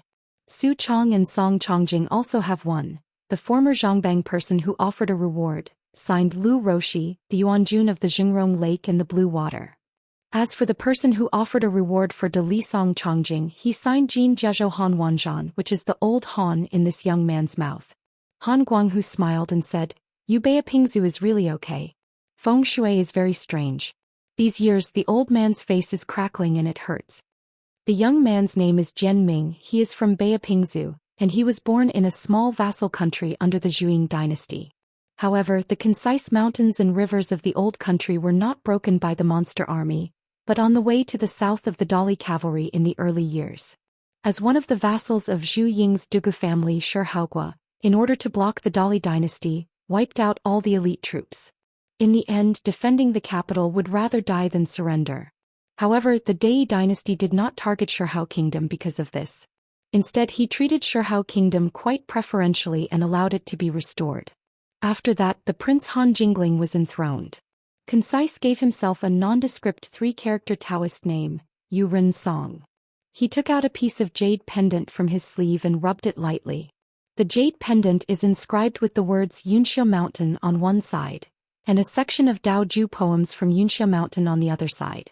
It was the concise face of today's boy, and he accidentally picked it up in a snowstorm when he was a real boy at that age. A middle-aged man wearing a heavy cotton robe came from a distance, with a long sword dangling from his waist. Jian Ming immediately jumped off the railing, looked respectful and called Mr. Zheng. It stands to reason that conciseness should call each other a master, but both the master and the apprentice have agreed that they should not be called each other outside. The middle-aged man nodded, walked to the old man and looked at the scenery of Lushujing. The knife held by Jian Ming's armpit was said to have been given to someone by Mr. Zheng in his early years and asked him to help retrieve it. If he can successfully retrieve the sword, he promises to accept him as an anonymous disciple. As a gift to accept the disciple, the knife was presented to Gao Jian. Therefore, Gao Jian traveled to Tongyi's Hao on his own and took a trip to the Mirage city of the Daquan dynasty early on. Then, according to the agreement, after winning, waited on the Qingjing mountain. This knife is the famous knife lost from Yao Ling's hand, the important weapon of the Daquan dynasty, the magic knife famous spring. Mr. Zeng, since I have arrived at Tongyi's Hao, I still can't say why you called me here? The old man was a little impatient, gathered the sound into a thread, and asked the unidentified Mr. Zeng next to him. It has been more than 100 years since the two parties met last time, and his appearance has not changed at all. But the problem is that the other party claimed to be a pure martial artist back then. At this moment, Fu Nanhua on the road in the mountains close to the maid Ho Dao. Adding Han Guanghu at the top of the mountain, concise this Mr. Zeng. This group of them is like a dinner, friends calling friends, more and more people. Mr. Zeng smiled and said, "Don't worry, wait a few more days." Han Guanghu remembered something and asked with a smile, "Is Ma Zhou Xian really beaten by that young hermit?" Mr. Zeng nodded, "It's true." Han Guanghu curiously asked, "Is this big disciple of Pei Cup unhelpful, or is Qin Pingan too good?" Mr. Zeng smiled and said, "Maybe there are both." Han Guanghu questioned, "You seem to know this young man well?" Mr. Zeng shook his head, "It's not a good idea, but I handed it in once in the early years. At that time I went to Aquarius Island to collect an old account, which was a coincidence. I remembered that there was a young man wearing a cyan cotton robe in Shihao country, where the wind and snow were all over the sky." Han Guanghu glanced at the long sword on Mr. Zeng's waist. "If you want me to see, the 4 difficult ghosts on the mountain together are not as good as yours. The scabbard is real, but it is a blinding trick. The scabbard is actually a straight knife. This Mr. Zeng is a person on credit. Of course, it doesn't mean that people in the world who credit knives must have sabers." The reason why he knew about the hidden sword in the scabbard was that Han Guanghu had seen it with his own eyes when he was young. He had just started practicing boxing at that time and learned some tricks to embroider the legs. After Mr. Zeng appeared, he could really count it. After starting to practice martial arts, there was the later Jin Jiazhou Han Wanzhan, and the Wufu Han Guanghu who fisted a continent. Mr. Zeng smiled and said, "I will treat you as a compliment." Han Guanghu asked, "Is the little girl next to Fu Nanhua the one who sneaked into the Yu dynasty Luo Jing and cut off the emperor's head?" Mr. Zeng smiled and said, "Where she did it, it was her master's hands." Han Guanghu said, "It's all strange people and strange things." Mr. Zeng nodded and said, "Since it is a big pattern that hasn't existed in 10,000 years, it must be the big fish that has burst out the net." Han Guanghu said, "If you have the opportunity, you must see Qin Pingan's fist. How many caddies are there in the end?" From the corner of his eye, Mr. Zeng looked at the conciseness of half of his apprentice, and looked into the distance again. "Who is the rival of the world takeover?" Missing the moon and sparse the tongue, the wind blows and faints, the rustling ancient mang, the mountains and rivers are in the same light. In the next moment, the world scene suddenly turned over like a copper coin, and there was no more sycamore tree. I saw a precarious young man in white with a huge body sitting cross-legged among a piece of golden leaves. His figure was like a lofty mountain, and the fallen leaves were like a golden sea. Young face but very old look, especially a pair of eyes, one golden and white like the sun and the moon hanging together. In contrast, the young hidden official wearing a bright red robe and Xiao Mo holding a mountain stick are like 2 mustard seeds floating on the sea. At this moment Qin Pingan had 2 knives hanging on his waist, his palms against the hilt, and a night travel long sword hovering to his side, looking up at the body that was the ancient existence of the Jin Yaolu. I remember that in the wild world before, with the help of the 3 mountain talisman, I once passed by a Daoist Qingshan, as if the appearance of that mountain monarch was similar to the one in front of him. The Daoist mountain monarch with the Taoist name Biwu has 8 color pupils, draped hair and a pair of straw sandals. I just don't know what the mountain monarch Biwu has to do with this phoenix tree. According to the earliest records of the Confucian temple, it is relatively simple. On the front of those old almanacs, certain existences between heaven and earth are roughly divided into 2 types, spiritual and weird. Xiao Mo gently rotated the green bamboo stick in his hand and smiled and said, "Friends of Daoist, the Dharma is so high it makes my neck sore." This time Xiao Mo was so easy to talk to when he was next to the sun. If it were 10,000 years ago, he would have tried to get to the bottom. In ancient times, how vast the world is, the territory is vast, and the 5 worlds added together, the territory is far from the previous scale. The number of human races is not worth mentioning in the early days. The so-called multiplication and spreading. He is just lingering and trying to survive. When the magic spells rain down on the world, monks of various backgrounds spread like weeds, and the human race, as the innately most suitable head of all spirits, is simply, naturally born Daoist, so that almost all races want to become Earth. Immortal, through the 2 ascending platforms. If you want to be immortal, you need to be a human being in order to go far in the matter of cultivation. But Xiao Mo, who was born as a demon clan, was still one of the small group of Dao men standing at the highest point on the earth. It smiled, shrunk its figure, and became the same figure as the 2 uninvited guests. One pair of eyes returned to normal. It was dressed in a green robe. Only 2 sleeves were extremely long. It stepped out in one step, dragging 2 large sleeves and straight. When I came to the edge of the golden fallen leaves, I stopped walking half a step forward, landed straight with my sleeves, and introduced myself, Dao Hao Qing Tong. It only saw the ascendant peak sword repairman with the yellow hat, blue shoes and green bamboo stick, squinting and smiling, Xiao Mo, Dao Hao Shiju. Qing Tong glanced at the bright red robe. In addition to hovering a long sword, there was also Zhang Fulu, because Qin Pingon stayed in the last fantasy world for too long, and it was the 11th one. Qing Tong said with emotion, I haven't seen this kind of sudden talisman for many years. Qin Pingon said, suddenly Fu? Good name. According to the records of the Book of Pills, it is called the Baiju Gap Talisman, nicknamed the Moon Talisman. Whenever a talisman burns out, a white horse jumps and disappears in a flash.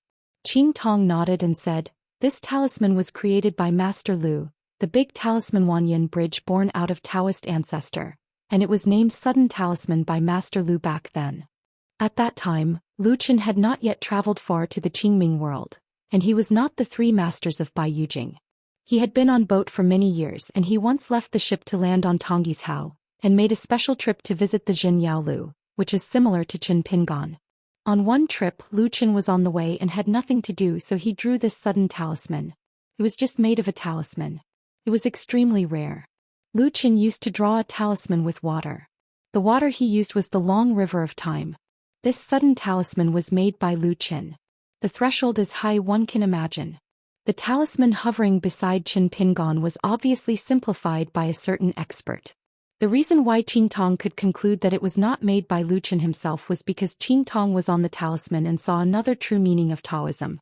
In ancient times, the blue bird fluttered and had the reputation of carrying the blue sky. It traveled between the heaven and the earth and passed the edicts of the heaven, while the white horse only wandered in the long river of time. Qing Tong smiled and asked, how did you find me? When Qin Pingyan and Xiao Mo had just entered the Jinyao building, Xiao Mo looked up at the sky. The sword fairy in Qingshan, who was walking behind Xiao Mo, looked down at the ground and even stepped on the ground. The sight of the 2 of them is actually not wrong. One looked up at the real body of the sycamore tree, while the other looked down as if with the long-lived Taoist in front of him, looked at each other, and said. Qin Pingan's voice was hoarse with a slightly sarcasm, since you have a guess about my identity, do you dare to open your eyes and look down? Qing Tong started to move, but turned sideways and walked on the border between the golden fallen leaves and the Taishu realm, and curiously asked, how did you know about this? How did you know this? Qin Pingon sneered. Isn't it me who came to ask you this question? The monks who finished this matter. Apart from the Sanjiao ancestors who walked through the hometown together, I am afraid that only Lu Chen and Zhou Zi are the only ones. Zhou Zi certainly wouldn't have extra branches, and after Lu Chen left the Jianqi Great Wall, he had never been to Tongyi's Hao, but went to Beipingzhu and Beiju Luzhou. Xiao Mo was a little confused when he heard it. His identity? What kind of identity does the young man have that can make Qing Tong so jealous? Earlier I heard this Qing Tong's tone is bigger than the sky, and he obviously didn't take the status of the hidden official of the Great Wall of Jianqi seriously. Is it related? It's just not right. If it really has something to do with that person, Qing Tong would still dare to push 3 things like this, so it's a mystery? Kneeling on the ground and kowtow, it's over, right? One of the 5 highest, sword bearer. What is a plane tree? Do you chop wood and make a fire for cooking? Then we have to talk about whether it is worthy or not. Qin Pingon smiled and said, Qing Tong guessed that I was the ancient co-lord of the heavenly court, that is, that the ancestors of the three religions were very jealous of. So that the Daoist ancestor made a special trip to the town and chatted with me all the way. This is the first time I have spoken to Xiaomo. When Xiaomo heard the words, he was silent for a moment.